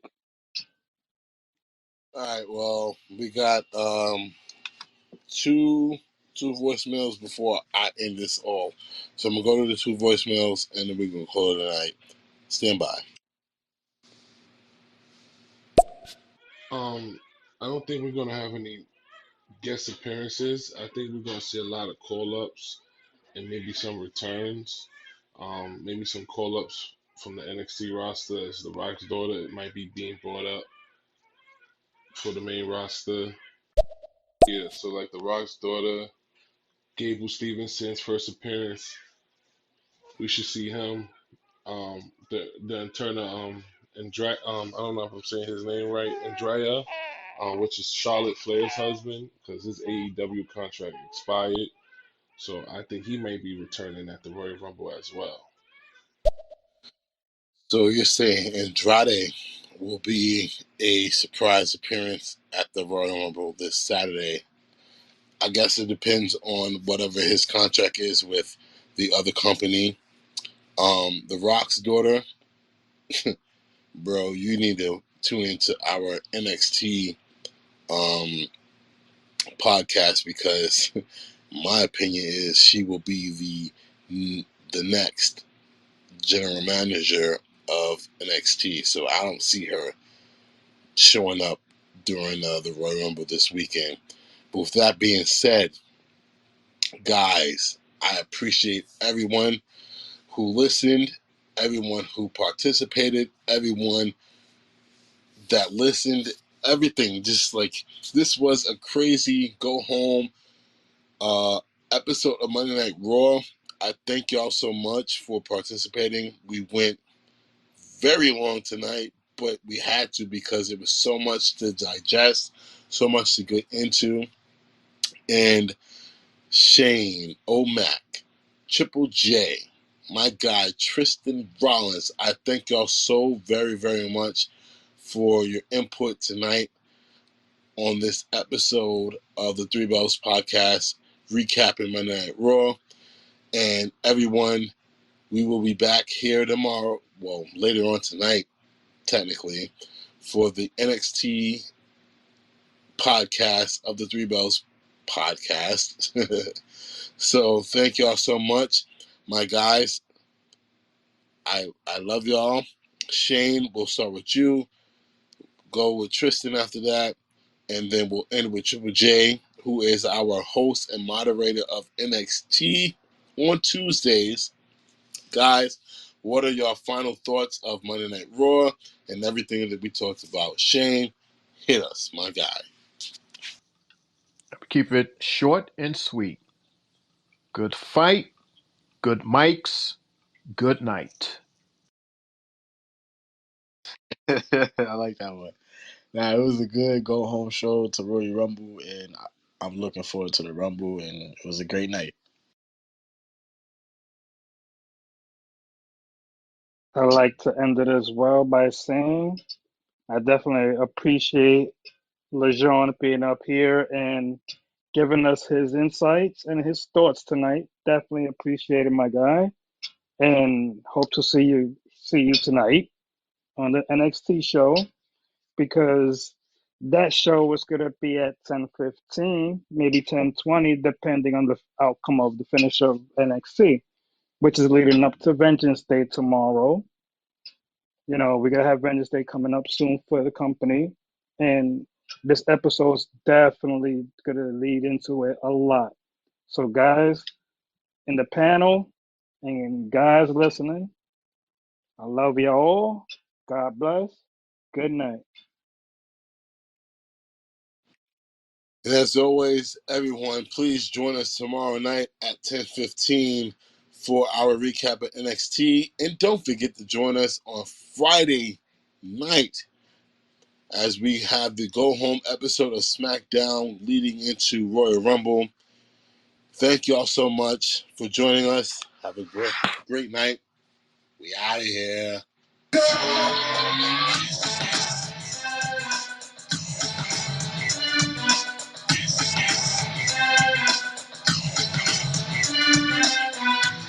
Can you dig it, sucker? Sucker!